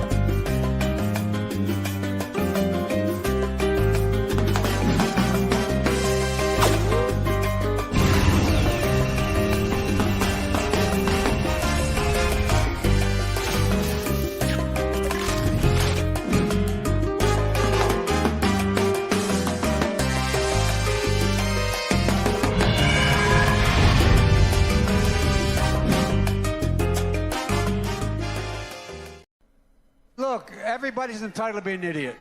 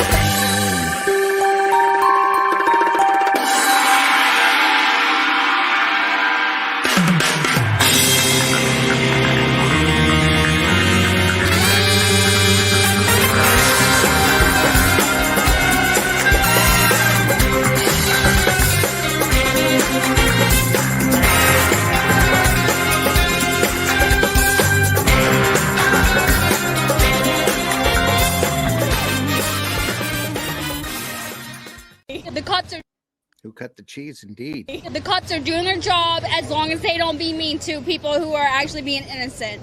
Then I'm all gravy, baby. You certainly are, love. Have a question or comment for us to address on the show? Have a topic you want us to talk about? Email us at indiecomicsnetwork@gmail.com. Want your comics to arrive in pristine condition? Head over to GeminiComicSupply.com and save 10% on your next Gemini mailer order or anything in the Gemini Comics Supply store. Use coupon code RAGIN10. That's RAGIN 10.